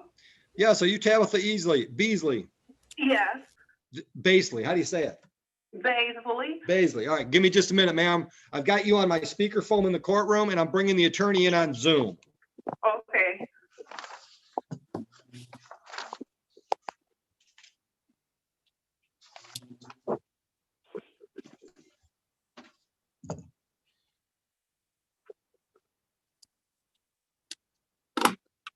Good morning, counsel. Your appearance for LVNV. Sure. Preston Nate, P77884, appearing for plaintiff. All right, Mr. Nate, I've got Miss Beasley or Basley on my speakerphone in the courtroom. She was having trouble with your audio on Zoom. And today's the date and time set for a pretrial, correct? I believe so, yes. All right. Ma'am, a pretrial is an opportunity for me to get some information about the file. So hopefully we can put it on the court calendar and move it towards a resolution. Mr. Nate, where are we at on your end? Are you in discovery? You need discovery? You ready for a trial or a motion date? Yeah, discovery seems like it'd be appropriate. We really don't know much what's going on. I mean, we have our end, we're looking to collect on an outstanding balance on a credit account with Comerica Bank. I don't see that we received an answer from Ms. Bradley, so I'm really not sure what her position is. But I think some discovery period would be great. Okay, let me cut you off for just a minute, Mr. Nate.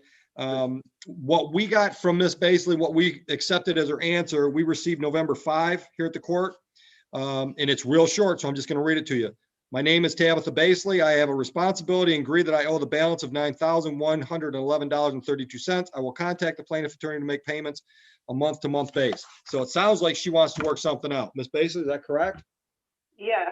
So counsel, why don't we do this? Why don't I give you a court date? I can give you March 16th or February 16th. We'll schedule it for another pretrial. With her permission, I'll give the lady's phone number to you so that you can reach out to her. And I'll set up the file so written discovery only. And if we can resolve it before then, great. If not, we'll have a pretrial and decide where we go. Does that make sense? And I'm gonna interpret everything I'm saying. I know I'm talking lawyer talk. Counsel, that makes sense? Yeah, that's fine. That sounds great. All right, Miss Basley, is it all right if I give your phone number to attorney? It's okay. Thank you. Counsel, the phone number for Miss Basley is 313-779-3177. Okay. Do you want to go with the February date or the March date? Let's do the March date just to get enough time. I imagine Sure. once we agree, we'll get a consent judgment into you. Hopeful. Yeah. Yep. Does Okay. she want our office number as well, just in case? Sure, I'll give it to her. Ma'am, I'm going to give you counsel's phone number. Yeah. Do you have something to write with? Yes. 616 616 940 940 1190.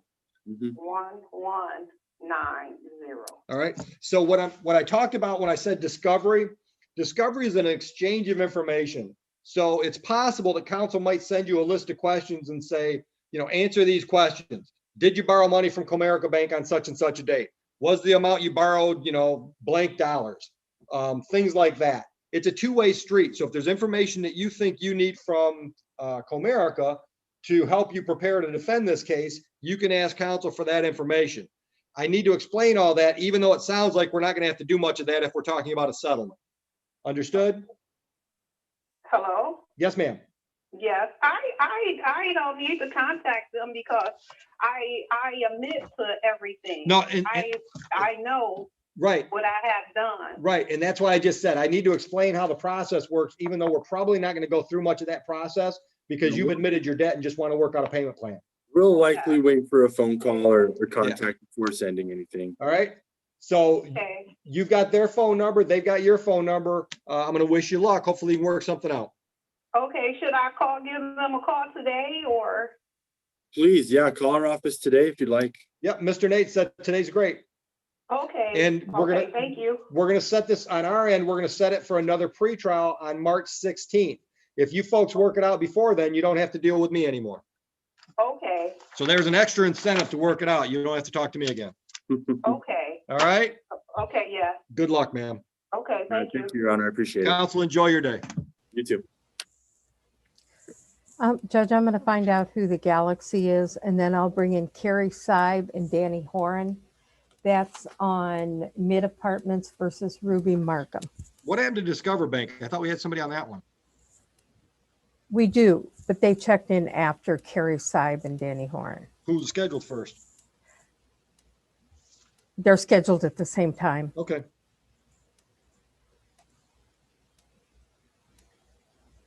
And Galaxy S20 is not.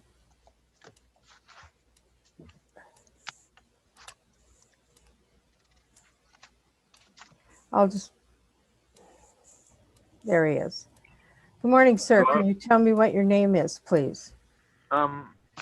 Edward Clickard. I'm sorry. One of a kind tree service, Edward Clickard. Yeah, that was scheduled at 8:30 this morning. I know, Your Honor.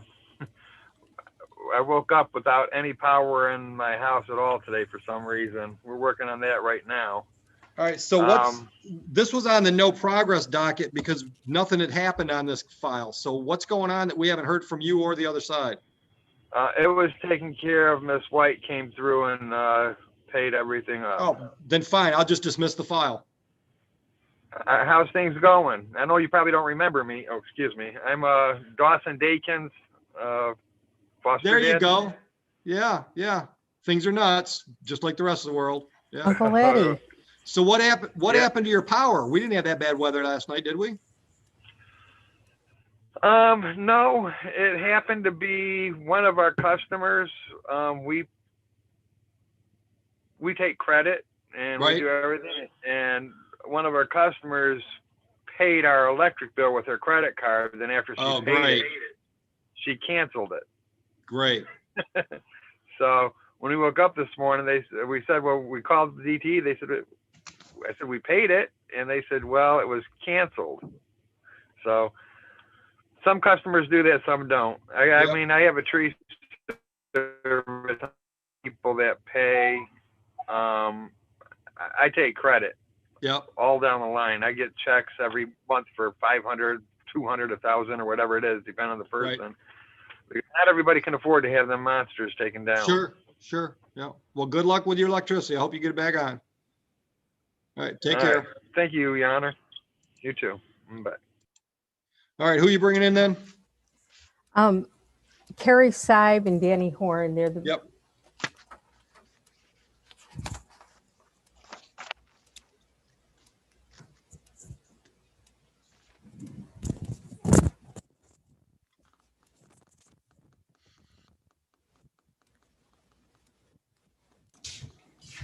Good morning. Good morning, Carrie. How are you? I'm wonderful. How are you, Judge? Wonderful. All right. I think everybody's connected. Appearances for Mid Apartments versus Markham. Carrie Seib, P67390 on behalf of the plaintiff, Your Honor. Good morning, Your Honor. Danny Horn on behalf of the defendant. Good morning. All right. What do we got today? Your Honor, this is defendant's motion to stay the proceedings pursuant to their CDC declaration. I guess I'm a little confused about it. The reason why I'm confused is that my client has indicated to me that Miss Markham hasn't been in the property for several months. She texted him back in December saying that she was in Kentucky or Tennessee. As far as I know, and from the manager as well, there's other people living in this unit. I didn't file a response, Judge, and I apologize for that. You know, the motion states that my client was not willing to do EDP. Actually, I took this by default, Judge, on the 21st. She failed to appear to both hearings. Right. She didn't attempt to do EDP with me, so I'm confused. So that's my position. All right. Sorry. Mr. Horn, fill us in. Sure, Your Honor. Thank you for that.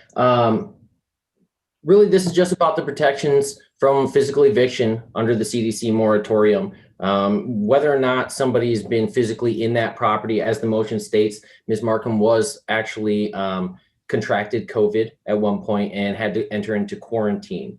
There's another reason that she's actually not had the ability to physically occupy the premises is that the heat has been turned off. And this has been going on for a period, which I would imagine is right around the time that Ms. Sieb had mentioned, to when Ms. Markham was not in the premises any longer. So whether or not somebody even appeared at a court hearing doesn't prevent them from trying to enter eviction diversion program with the landlord, in addition to outside of the court hearing in the process itself. So this was just a motion for protection under the CDC. At the point the writ was going to issue, Ms. Markham is a covered person, and now that protection has been extended through the 31st of January or longer. And so we would ask that this court recognize that, stop any proceedings for physical eviction from the property through at least the 31st of January, and if longer, if the CDC moratorium is extended. But is she there? Is she there? If she's not there, what are you protecting? We're protecting her right to be in there because she has been in there and she's tried to be in there. But also, like I said, Your Honor, she tried to be in there, but the heat was turned off. She's had pet goldfish that died. And so even if she wants to be in there in the middle of winter, she can't just go back and say, well, I've got this desire to be here, but it's freezing, so I have to stay in order to argue that I can. Has she notified the landlord about the heat issue? Because that's why property owners like to have people live there, because then if something goes wrong, the management finds out about it quickly. You keep saying the heat's been turned off, but how do we know it wasn't just a mechanical failure that landlord doesn't even know about? Correct. It's my understanding that she has notified the landlord. That's my understanding. But you don't have any documentation of that? I do not have that documentation, okay. No. As far as I know, everything is fine, as far as I know. So the problem I have is that for months, nobody has seen her there. And true, she can apply for EDP, but had she shown up to either court hearing, I would have done EDP with her. And we're talking back in September. Had she appeared at the first hearing, had she appeared at the second hearing, because my position is we're applying for EDP. My client knows that. So and we've done it with other tenants. Had she shown up, we would have done it. I have no proof that she actually applied for EDP or attempted to apply for any kind of aid. But regardless, she's not there and she hasn't been there for months. Why am I holding off on taking the property back when I'm being told from management that there's other people living in there and we don't know who they are. And as far as I'm concerned, she's the only one on the lease.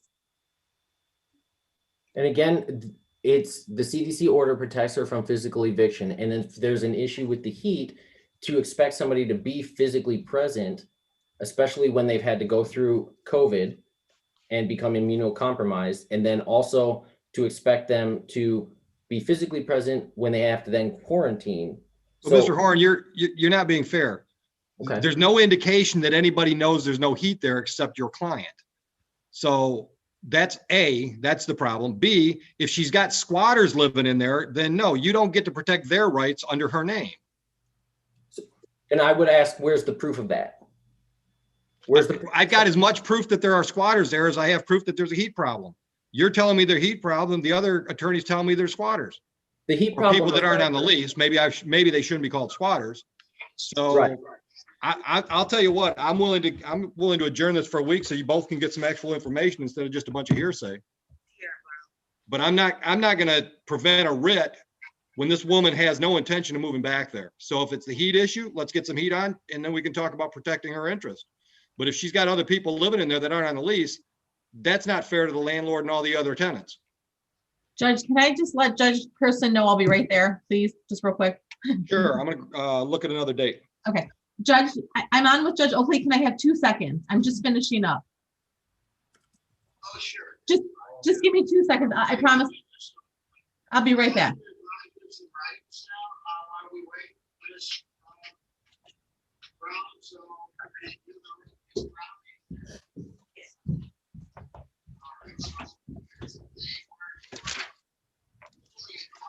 All right, Ms. Steve, is a week enough time for you to get management to figure out what's going on with the heat? Yes, Judge, I can. All And right. actually, yeah, the 26th, I'm open, so that's actually really good for me. And Mr. Horn, are you able to give plaintiff the ability to go in the apartment without your client there? I actually don't have that authority, Your Honor. Well, then I'm gonna put a date on the calendar, and you'll have her there, or they'll just go in without her. All right, today is Tuesday, the 19th. Thursday, give you enough time to get the plaintiff's maintenance people lined up to get in? Yes. Counsel, do you know if your client's working, and if so, what kind of shift? No, not currently. Are we talking about Thursday, the 21st, Your Honor? Correct.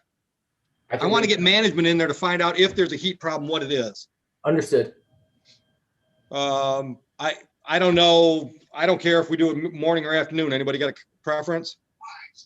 Are we talking about this Thursday, the 21st? Yep. I have a 10:30. I can do before No, that. no. I'm not talking about a court. I'm talking about a date for your maintenance people to get in that unit. I can make that work, Judge. All right, so you want to just do it 2 o'clock Thursday, the 21st? And Mr. Horn, understand your client can be there, or they're gonna go in without her. Understood, Your Honor. So that's the 21st, 2 p.m. I'm just gonna make a note in my file, heat inspection. Now let's look at a date when we can get back together on Zoom. All right. I've actually got some landlord tenant stuff scheduled next Wednesday afternoon. So is that when you're talking about, Carrie, you're on that date? Actually, that's fine. I can do the 27th. Mr. Horn, does that work for you? Your Honor, I'm actually out the afternoon of the 27th. That's pretty much the only afternoon, the only time of the week I'm not available. I don't want to do, I'm pretty open Monday afternoon, but that might be too tight for the maintenance to get in there and make a decision. I agree, Judge. Can you do the 26th?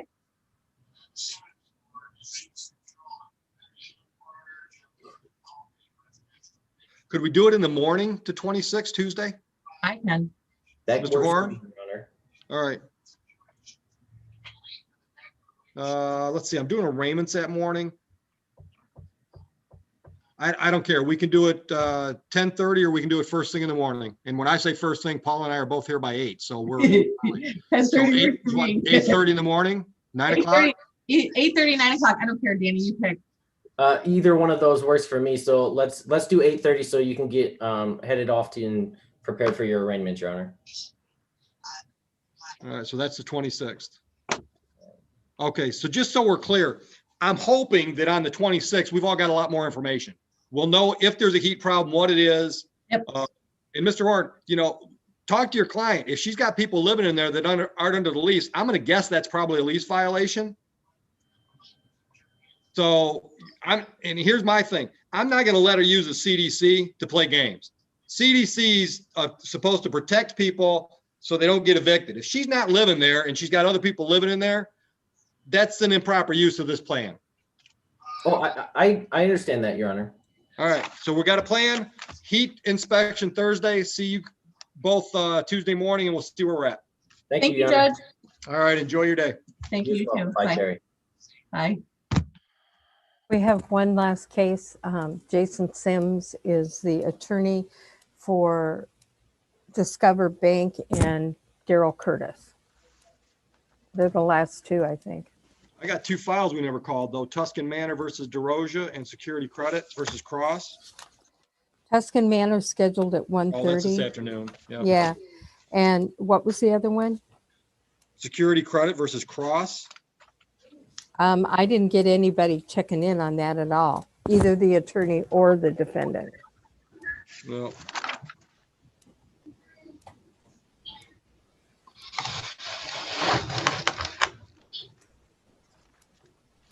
All right, good morning, gentlemen. Discover Bank versus Daryl Curtis. Counsel, your appearance for Discover.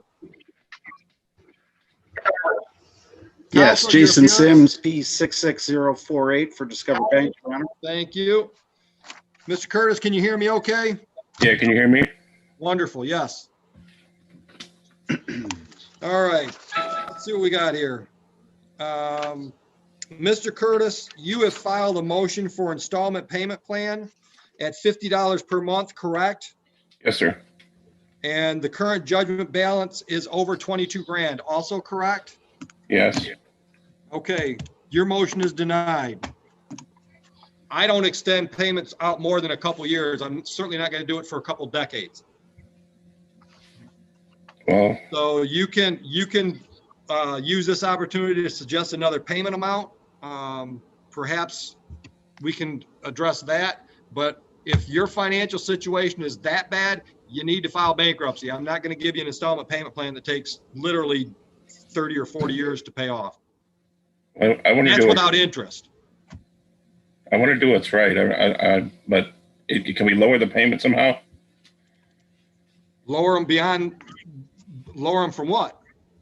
Right now they're taking what, 500 and something a month. They're currently garnishing? Yes. Okay. Yes. All right. Counsel, do you have the ability, or I should say, do you have the authority to make any kind of negotiation today? I can stick you two gentlemen in a breakout room. Yeah, let's try that, Your Honor. All right. Mr. Curtis, I'm going to put you to, actually, you're the last thing I've got. Yeah, we'll put you in a breakout room. Paula, can you set up a breakout room? I think you're currently set up for 5 minutes, maybe double it. I'll do that right now. All right. And then you'll pop back in here and we'll see where we're at. Thank you. Good luck, Mr. Curtis. Thank you.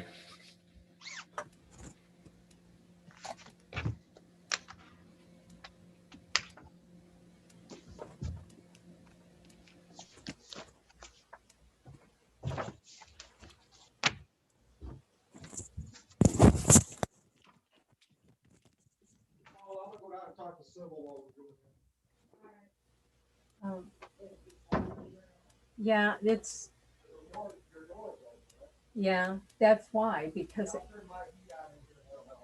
well, I'll turn mine on as soon as we close, but I can't hear because it's so loud. I can't hear what you say, so I have to turn it on. Probably would help with the 12 too, you know. Yeah. Just a little bit.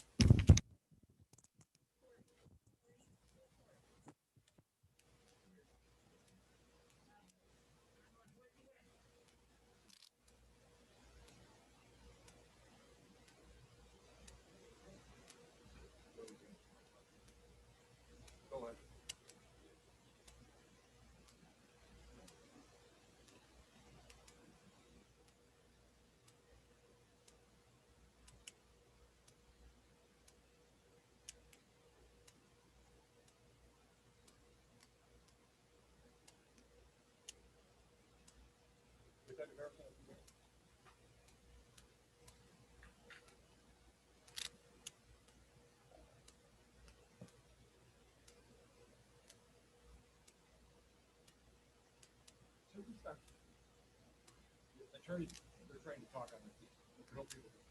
And ladies, you can sit down too. It's not gonna be a problem.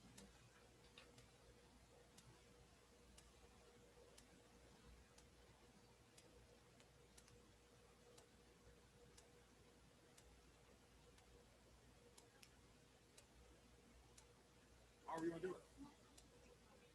That's however you want to do it. You guys set up your tables however you want them.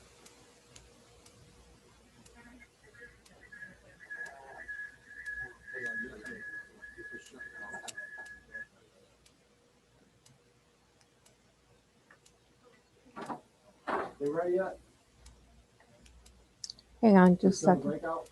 They're still in breakout.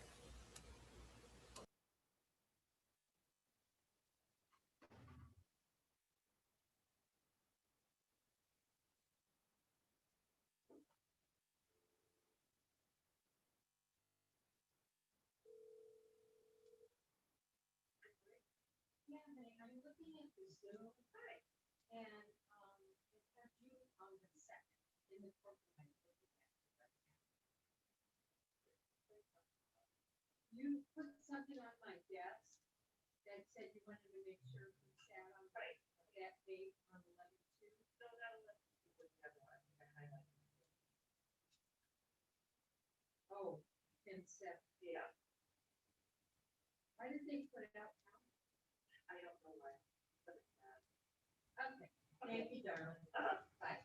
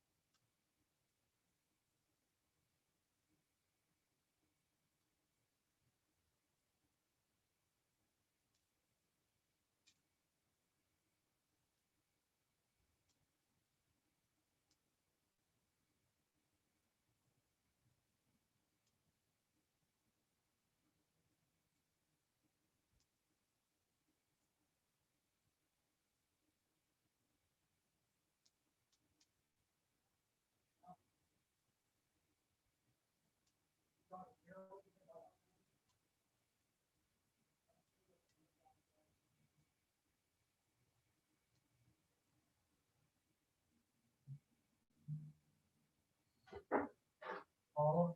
Yes, sir. You ready? Not yet.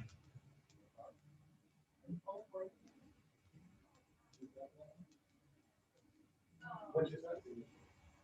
So I was in the room because of violation. So I heard everything you said. She emailed me and said, Judge said I'm not putting on tether. And I was like, no, you're sentenced to the tether. So she came back with issues of how she's got a son whose school doesn't have the money, and then she would rather go to jail. Which is really contradicting because he's taking care of herself Right. when she goes to jail. And so I don't What was the charge? NOWIs, and then she's got another one pending in Ann Arbor. What's your name? Rafina Matu Rahman. she had any issues when you sent her, she sent me a huge long email and I was like, I was in the Zoom room. You can have We're back on the Curtis matter. Oh, can you talk and tell me right there?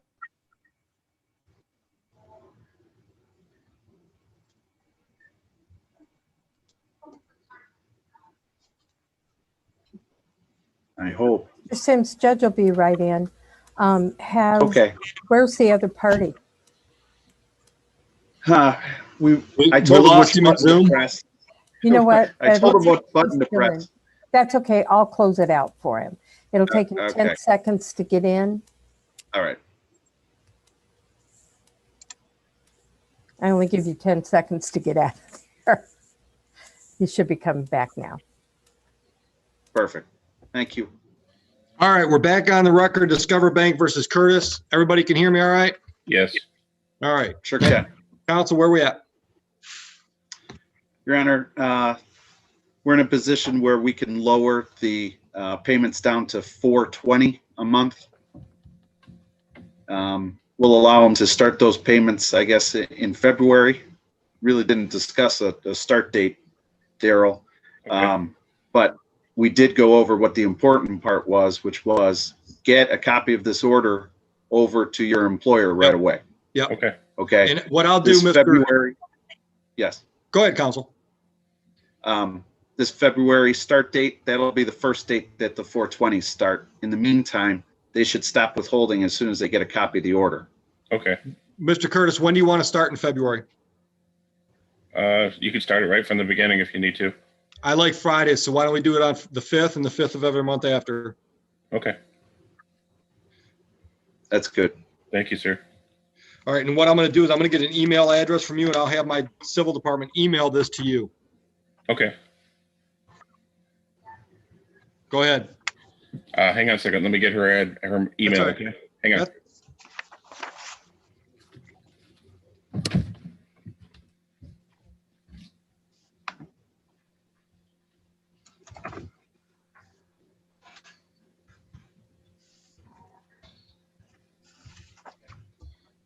Counsel, I'm going to give Mr. Curtis some advice, so you can feel free to disagree with it when I give it to him. I tried to give him a lot of advice too, Your Honor, so we'll see. Well, I think it actually works to your client's benefit too, so. Okay. Mr. Curtis? You writing it down? Mr. Curtis, just have her say it. Here, Kathy, talk. He said to say it. Hurry up. Hello, Yes, ma'am. Just tell me your email address. it's Butterfly Love Kisses. Oh, really? Come on. Yes, I'm serious. My email's long. Long. Butterfly That's love the issue? kisses. 35 at yahoo.com. There's a lady that doesn't give out her email address too much. All right. Thank you, ma'am. You're welcome. So butterfly love kisses 35 at Yahoo. Got it. All right, Mr. Curtis, I'm going to give you some unsolicited advice. Okay. Life being what life is, there may be a time when $420 a month, you can't do it.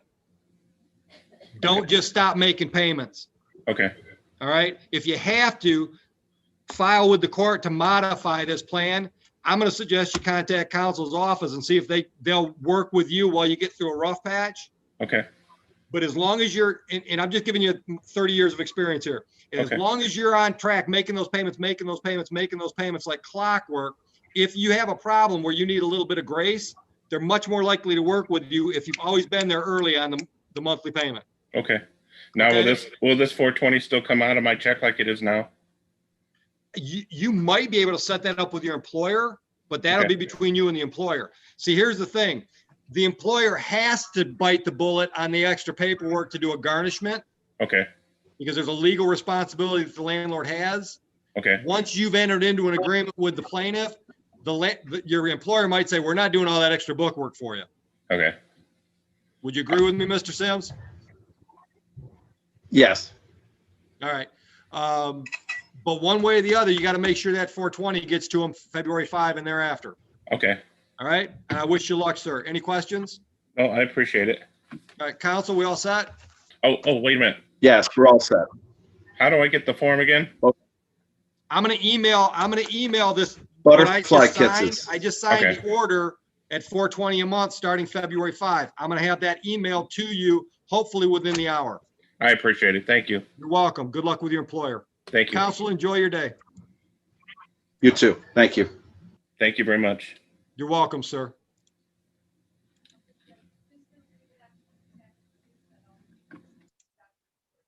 Yeah, I'll just stop